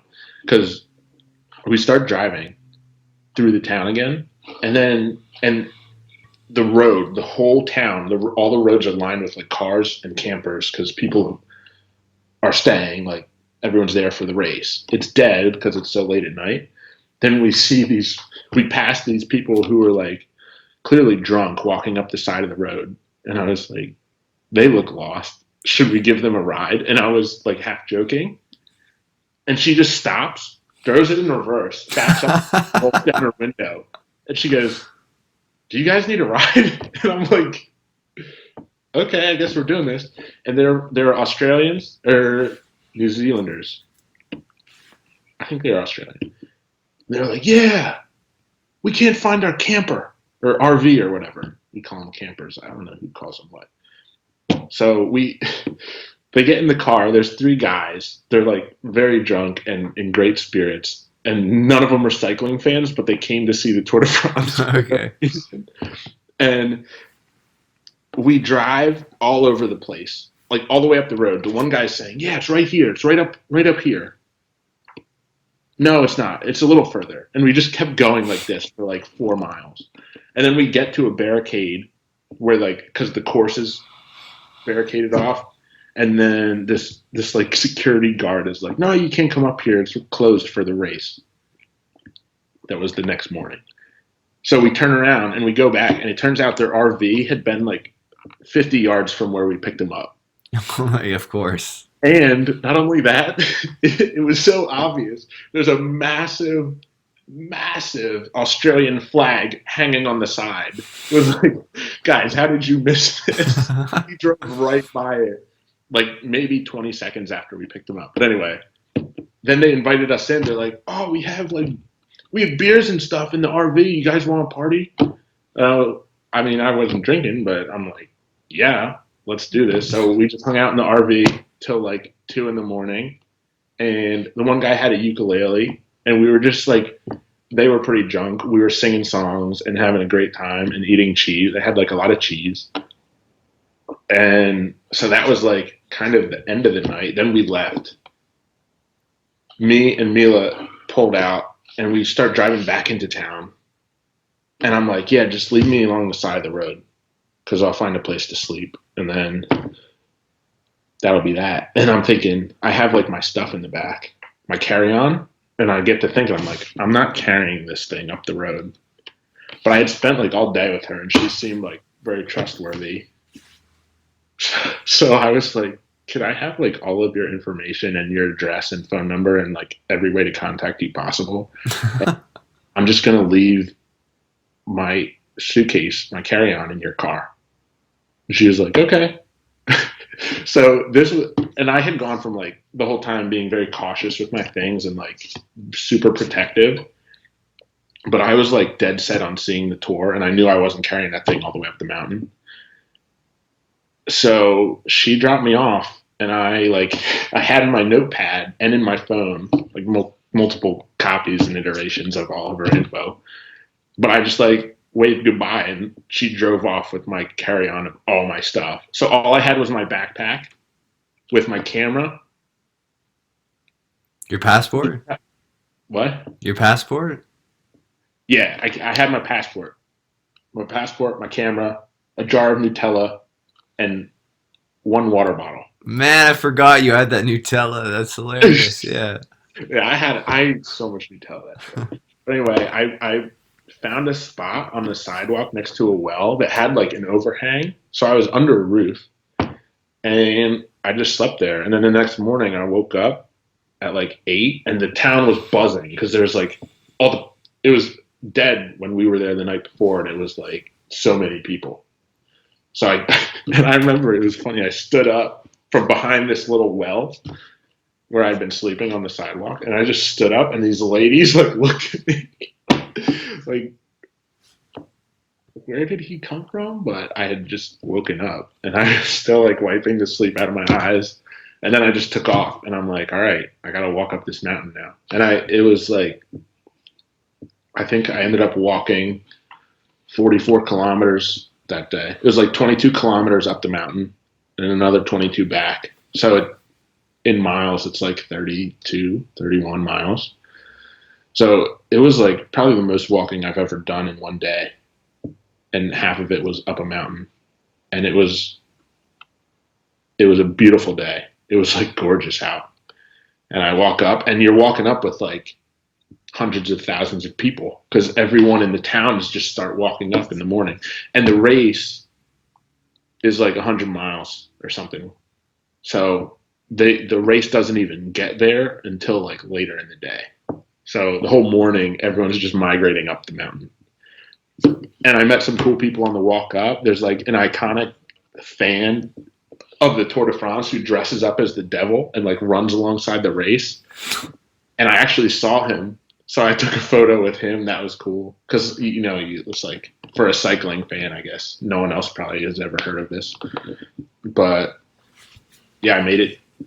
They had said the wind, they changed the finish line because usually the finish is the top of the mountain. But they said the wind was too severe. They moved the finish line down to the tree line. And so I get up to the finish, and they still said there was like 2 hours, supposedly, or an hour and a half till the race arrives. And I'm looking at the top of the mountain from where I am, and I'm thinking, I did not walk all this way to stop like 4 kilometers short of the top. Right. And I asked the guy next to me, I was like, so what time exactly are the riders going to get here? He like told me whatever. And I was cutting it close, but I'm like, all right, I'm getting to the top of the mountain. Because I knew if I waited, I wouldn't be able to do it after. So I was just power walking the whole way up. I was kind of thinking like I had, they said that the wind was too crazy on the mountain to have a mountaintop finish, which is why they brought it lower. They shortened the race by 6 kilometers. And I thought that was soft. I'm like, oh, these guys are pansies. Like, wind? That's no reason to shorten the race. But then I get above the tree line and I'm walking, and the wind almost blew me off the mountain. Just walking. It was gusting like crazy. Like, there were times where it was hard to walk because you're getting blown different directions. And I'm like, wow, it is a good thing they didn't try to race up this because these people would die. They would be blown off the mountain. And people have died in like the Tour de France. People have died on that mountain before. Like I passed a monument of one of the riders who had died on the mountain. So good thing they shortened it. But I power walked all the way up to the top, took like a few photos, and then just ran down. But on the way down, they had, in that time that I had gone up, they'd blocked off the road. Because they're like, oh, yeah, no, the race is almost here. Like, this section is blocked off. And I'm like, I came to France. I told the guy, I was like, I'm from America. I came to France just to see this. I told him the whole reason for my trip was to see this mountaintop finish. And the guy just didn't give a shit at all. He was like, you can go this way. And he points off the side of the road down the mountain. And I'm like, okay, I'm doing this. And I just like hiked down the mountain, and you're just hiking through a boulder field, which is kind of risky business, but there's nowhere else to go because the road's locked. So I just like am stumbling down the mountain, and then I eventually find a dirt path, and I'm like hiking through a forest at this point. And then I come around, and I got back in time, so I did get to see Chris Froome. Like he was leading the race at the time, and all the big names in the tour. So it was one of the best days ever. Although then I had to go back down. I saw the race. Like I got some photos of the riders after the race. It was cool. Then I had another 22K to walk down, which took a while. Then I went and found Mila, and she was kind enough to pick me up. Except I couldn't she wouldn't invite me to stay on her couch. I slept in her car outside of her apartment. And I wasn't going to ask. I was kind of hoping she'd be like, "Oh, do you want to like crash on my couch?" But I realized the next day it was because she had a psycho roommate who was like psycho, I guess, and didn't want anyone like coming. So like understandable.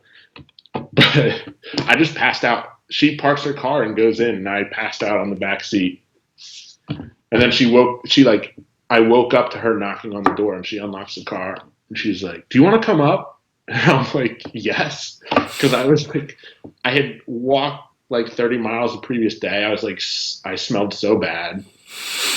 She's like, "I have coffee, and like you can shower if you want." And I was like, "Yes, thank you." That was amazing. That was one of the best showers I've ever taken. I really needed it. And then I don't drink coffee, but we had like a little breakfast, and then she took me back she took me to the train station, and I was like, but that was the end of the longest story I have. That's a good story because you told me that story, but a much shorter version of it. Yeah. Well, I have to shorten it. I figured for this I would just give you the full one because you can edit it if you want. But yeah, and I was cutting things out of that story too, but that's the longest story because it just keeps going. There's so many aspects to it. I can't wait to see some pictures of like the mountain and like the bike and the Australian van and like yeah, she seemed like a fun girl. Yeah. Oh, she's amazing, and I still keep in touch with her, and she's unbelievable. She speaks like 3 languages, and she's an unreal photographer and artist. So like right up my alley. That's awesome. We hit it off right away, and it wasn't like that, but no, she. I'm so glad I met her though, because we have so many like common interests. I guess she's hilarious. Yeah, it's amazing when you make those connections. True. Yeah, that's cool that like it seems common that you have these reoccurring positive things that happen. Like even when you got robbed in Turkey and then you like had that lawyer friend and like who helped you out, like massive good luck. Like the Tour de France story, like you met that girl and then it's like people are just irrationally helpful. I love it. And I don't know why. I can't figure it out, but I can't say I'm not grateful because I'm grateful for the whole trip, except for the dude that robbed me. He can go to hell. It's cool when you meet those people at hostels, as a lot of the time, yeah, they are going to where you just came from. And you can give each other tips on where you're both. They're like, "Oh, I was just there," or like, and that happened a lot. You gave me the tip about the Hardigrat Trail, which I really want to do. You went to Interlaken, right? Interlaken is where the start is, right? Is that right? Yeah. Yeah. I ended up not going. I think I was in Bern after I saw you. I was. Because when I was in Bern, I wanted to do the Hardigrat Trail. I think. What was your experience in Bern then? Like you had a pretty good time in Bern, right? Bern was great. Bern is one of my favorite places in Europe. Straight up. I had an awesome time. I found someone who could I would because initially I was only planning on staying one night, so it was fine. But then I loved Bern so much, I'm like, oh, I got to stay another night or two. So I hit up couch surfing again, and I found this girl Vanessa who said like, yeah, I'm not really around, but I mean I kind of said in my messages to the host like, hey, hate to be a burden, like I'm trying to stay in Bern because it's such a great place. I know this is really last second, but I'm looking for a place tonight and or tomorrow, and I haven't had any luck. And Vanessa was like super helpful. And she said, "Yeah, I'm not really around much today, but like you can stay if you really need a place." Like kind of hesitant, but then when we met, it was like she was so hospitable and helpful, and she had this bike also. I like anyone that has a bike, really. But this bike was like her pride and joy. It was I think she called it the Silver Surfer. It was like all silver. She had I think built it herself, and she like cleans it, and she loves this bike. And she goes, we're hanging out, and her house was in the best place ever because Bern is like a tiny town in the big Oxbow like bend in the river, and her house was like right in. You could see the river from her house. It was right inside. So the first day we went. She took me on one of the coolest experiences I had in Europe, which is we went to this park where like the grass is so green, it's like paradise in the mountains, kind of, and it's just this huge feels like a country club to us. It looks like a place that you'd have to pay like a ridiculous monthly membership to even step foot in, but it's free. It's like this open, free park. So we go there, and she's like, "Oh, we got to go swimming in the river, like, because that's the thing to do in Bern." In Bern. So we like stripped down to our suits. We had brought it was me, her, and one of her friends who was also really cool. And so we like get into our bathing suits, and I have like my phone, and I didn't bring my wallet because I usually like I knew we were going swimming, so I didn't bring my wallet, but I have my phone, and I'm like, and there's lockers all around the park, like not far. I'm like, oh, can I like go put this stuff in my locker? And she's like, no, we're in Switzerland. People don't steal things. And I'm like, people steal things everywhere. Yeah. And she's like, no, we're in Bern. Like, no one's going to steal anything. Because she left her wallet and her phone sitting on top of her shoes in the middle of the park and just started walking up the river. And I'm like, all right. But I'm extra protective because, like, all the photos I have from my trip in my phone, and like, Yeah. I don't want to lose any of that. So I'm like, I put my phone in my sock. Like I was in the same yeah, situation. I was like, I put should we mine get? in this too. I was like, should I get a locker? But like, still, anyone could. And so we hiked like maybe a mile up the river or a couple kilometers, whatever. We went up the river, and there was a bridge, and she's like, okay. She had pretty much conditioned me for it the whole time.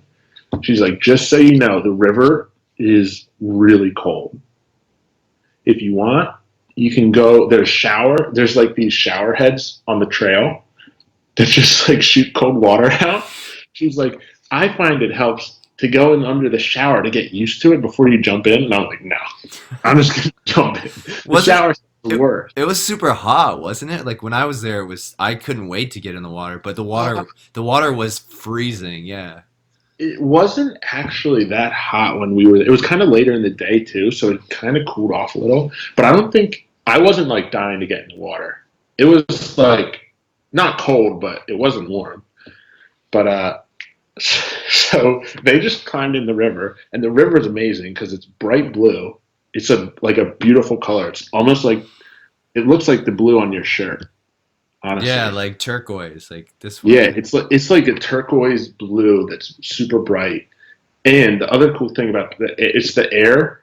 I could be saying it wrong, but it's Aare River, and it moves so fast. Yeah. I mean, there was like a lot of like snow melt from the mountains, but the river rips. So basically you just jump in.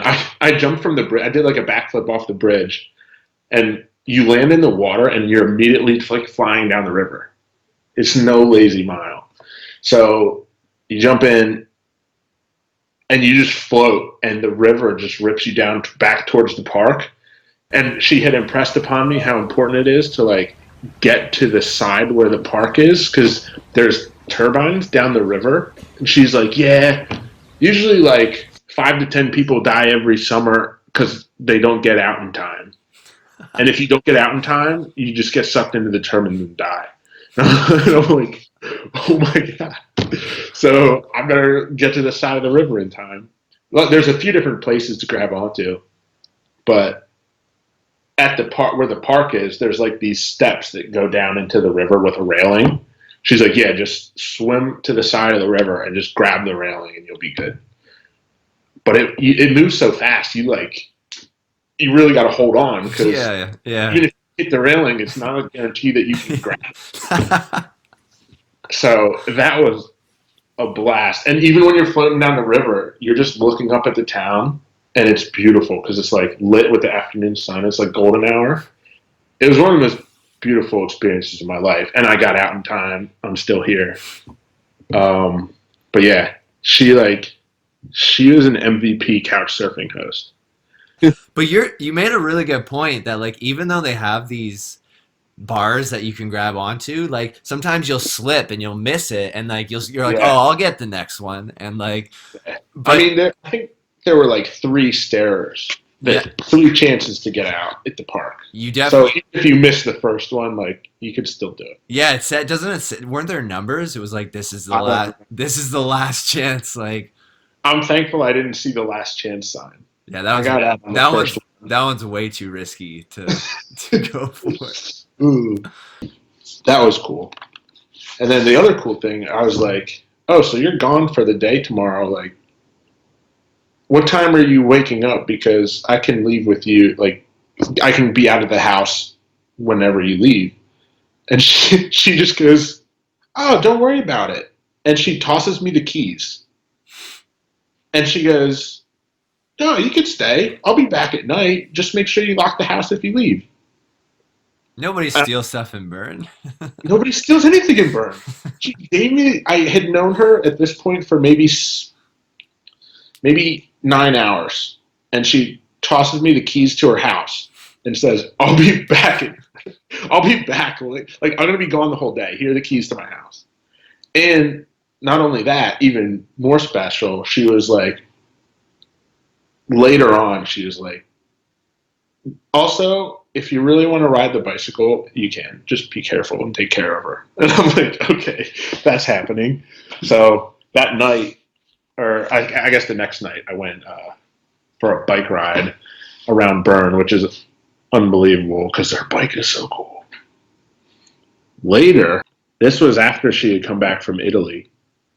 I think I was staying a second night, and we were just hanging out in the house, and this girl was awesome.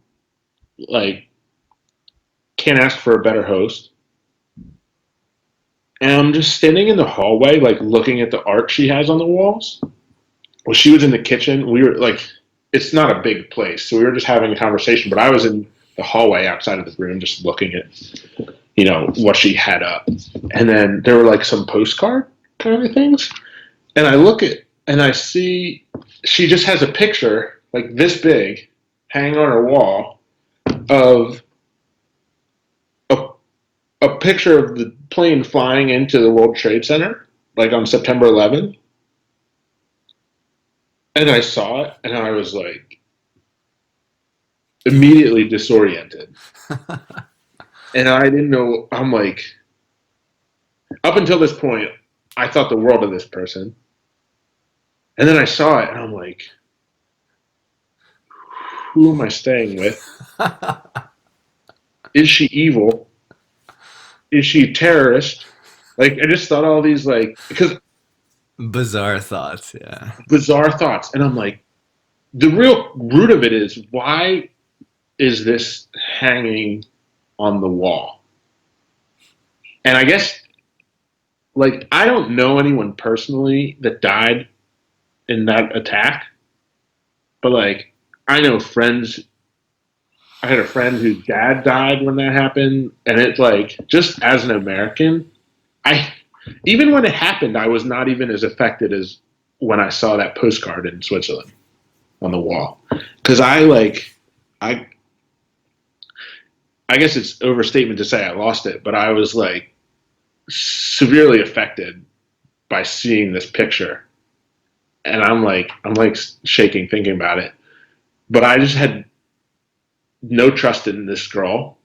Immediately, I'm like, who is this, and why did she deem it appropriate to like hang the picture of like the worst terrorist attack in our history like on her wall? And I was shook. I was like, I gotta get out of here. I'm thinking like, okay, maybe I'll just leave tonight. No, I didn't know what I was gonna do, but like I knew she wasn't like trying to harm me or anything. But I seriously questioned like who she was as a person. And then I just stood there in the hallway and stared at it for like a few minutes straight. And then she popped out of the kitchen. She's like, "Are you okay?" Because I'd just like stopped talking. The conversation ended, and I just look at her and I point at it, and I'm like, "Why do you have this on your wall?" And I'm like, I didn't know how to react, and I was shocked that I was like so affected by it because I've never lived in New York. Like I don't, you know, I don't know the victims personally, but just the fact that she thought it was like cool to hang on the wall. And then she was like, "Oh, that's like a promotional flyer." It was a flyer for like a play. She does like set design stuff and she's involved in theater. And she was like, "Yeah, we had a play." And this was like the flyer that we advertised the play for. And I was like, "Oh, you did a play about September 11th, like the World Trade Center attack?" Because that sounded interesting. And I'm like, "Oh, okay." And she's like, "No, it didn't have anything to do with the World Trade Center or the attack." And I'm like, "Why are you using the picture of this plane that killed like thousands of people as like a brochure to get people to come to your theater?" It didn't make any sense to me, and I was thrown off. And the whole rest of the time I stayed there, I was like ready to leave, to be honest. And in retrospect, like I guess she just had no sense of how it would affect and like someone from America seeing it. And she was cool about it. She was like, if it's like if it's troubling you, I can just turn it over or we can take it down, which was like kind of her to say. And I was like, I said, no, like, I don't want to like change your house or whatever. But I wish I had just been like, yeah, can we take it down?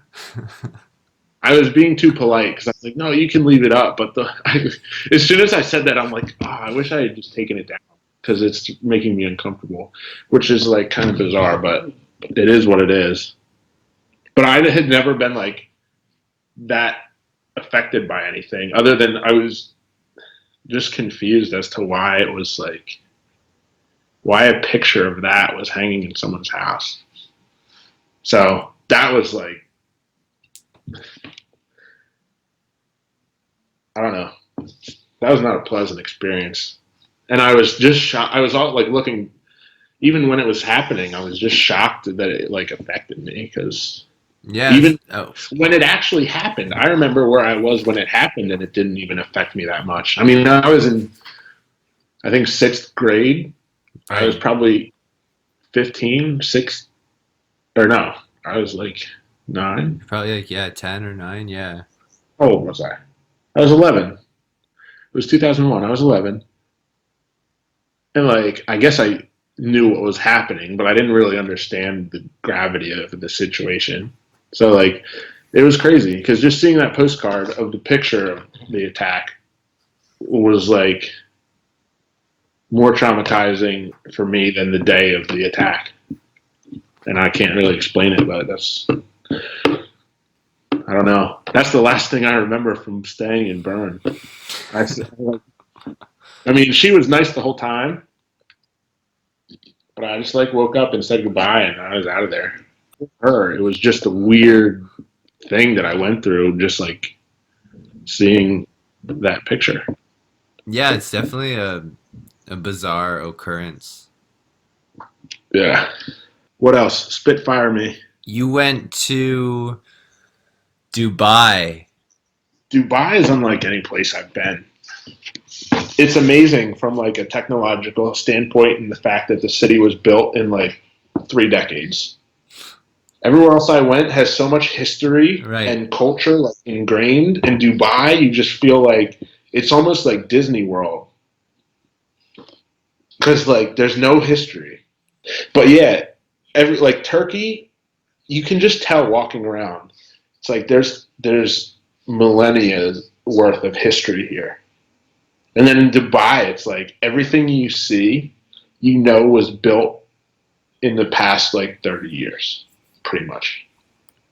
So it's a different feel. And everyone that lives there, there's no like local, everyone, it's all expats. It's just like a Playboy expat community of rich people. I don't know. Yeah, it's definitely it sounds like a I like, strange place. but it's not like, from a cultural perspective, it's a little weird. They've had so much oil wealth for so long that they just spend, and build. And a lot of it is like really impressive. Although the oil industry is kind of fallen off a little. And now they're trying to like sustain it by transitioning to like a tourist based economy. But I don't know. I don't know how Dubai will fare in the next half century, but we'll see. It's crazy though. They ball out. That's that Arab money. They Okay. don't know what to do with it, so they just build crazy shit. Yeah. Okay. They buy Tigers, Lamborghinis, and stuff. It was funny. We I was at Natasha's, and we go for a walk on the first day, and I had my camera, and I saw it was like a Ferrari or a Lamborghini or something. And I was like, oh, I gotta get a photo of this. This is cool. I don't see many of these, and I like took a photo, and then it was maybe like a minute later I saw another one, Yeah, and then there's another. It's like Rolls Royces. it's like is it There's like is like is it as like is it as cool like if you're driving a Ferrari and then like 10 of your friends also have Ferraris and you're like well, I don't know. I mean, I guess it's not as cool, but it's probably more uncool if you're driving a BMW or a Honda. yeah, very true. Philadelphia. Next, Super Bowl champs. We finally won. Cheesesteaks and Super Bowls. What more do you need? And we have some great parks too. And a nice river. A nice river. I didn't even say Rocky, but that goes without And saying. Rocky, yeah. The one of my favorite things you said when I visited you is you said, Rocky's such a big part of Philadelphia that I Rocky's the most famous person to come from Philly, and he's not even real. yeah, and I often forget that he's not even real. Yeah, because just Yeah. I couldn't believe like when we went to those steps and just all the tourists like that's just the thing to do. Like you're like you got to do it, So man. Like and there's just so many people and they're like I could stand there all day and watch that because it's like it's fun to do yourself and then you watch the person do it and you just know it's exactly. funny to watch other people do it. Yeah, you're like I know. Especially because you can tell they're like tourists, Yeah. and it just like, They're like oh checking man, things it off the cracks me list. up. They're like checking things off the list over and Yeah, over and over it's again. like, okay, what do I do? Let me run the Rocky steps. And yeah, I mean, I got a couple more, but Germany, sure, Germany. Germany, kind of sad. I enjoyed Germany, but first thing that came to mind was Hamburg, and I took a tour, and they talked about like Hamburg during the war. They got lit up. I mean, it's good the bad guys lost, but still, like everyone died in that town. So But that's good to experience, to learn about, and at firsthand. Yeah, I mean, some of the sad things are good to experience. I think Auschwitz was one of the most powerful places I've been, but like also the most depressing. You went to Auschwitz on that trip? Yeah, Because I went there also, yeah, and it was yeah. I took a tour, and I thought everyone should do this once in their life. yeah. Just it was terrifying, and not terrifying. It was like demoralizing. But I thought I'm on the tour, and the guy's like, "You walk through the gas chambers that they gas people in," and I'm like, "This is heavy." And I'm thinking this tour guide has the worst job in the world because he's got to do this every day. Yeah. He must have so many psychological problems. He walks through Auschwitz every day and talks about it. No thanks, but you got to do it once.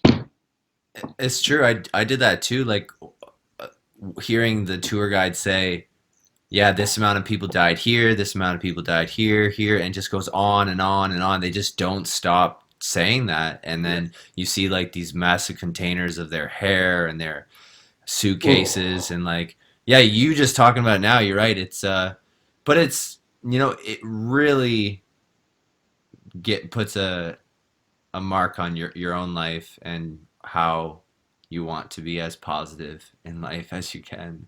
And Yeah, um and how important it is to keep from happening right, not ever letting again. history repeat itself. Yeah. I think that's pretty good. What do you want to leave the listeners with, anything about Europe or life?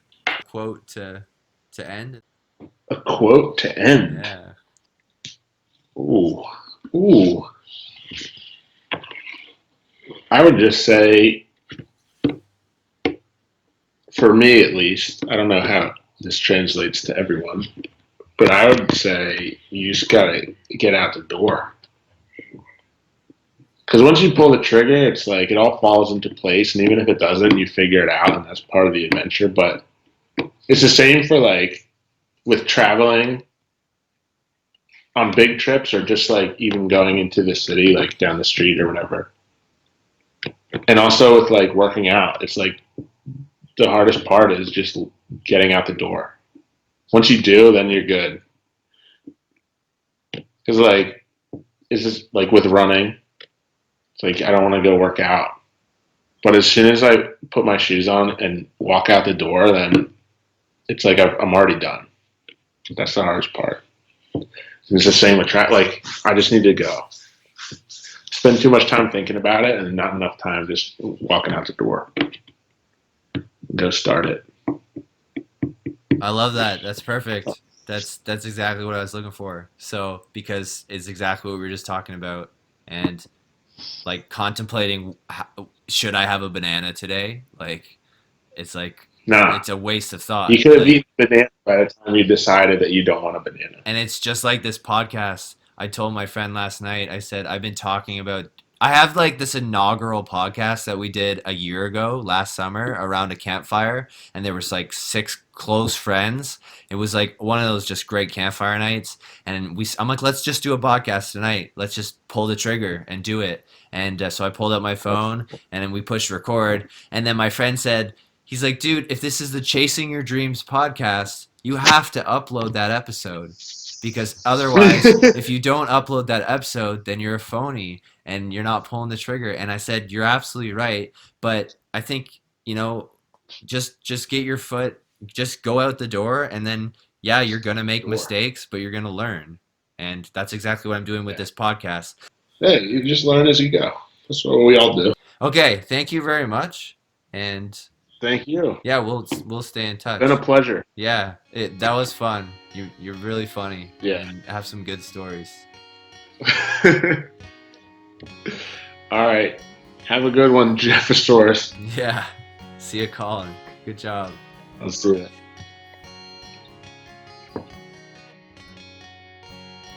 And there you have it. Everybody back on the bus, please. Time to head home. Thank you so much for listening, and hopefully we were able to add some culture and creativity to your life. Next episode, we jump from bridges and airplanes during the most epic birthday in New Zealand, enjoy an ancient camel ride through the deserts of India, as well as tapping into our creative side by turning experiences into art. If these stories and energy are resonating with you, give it a follow or subscribe, and please feel welcome to leave a comment or review. You can find the audio version on Apple Podcasts or the video version on our YouTube channel. Thank you for joining us. I'm Jeffosaurus Rex, and remember, stay curious, Vicarious.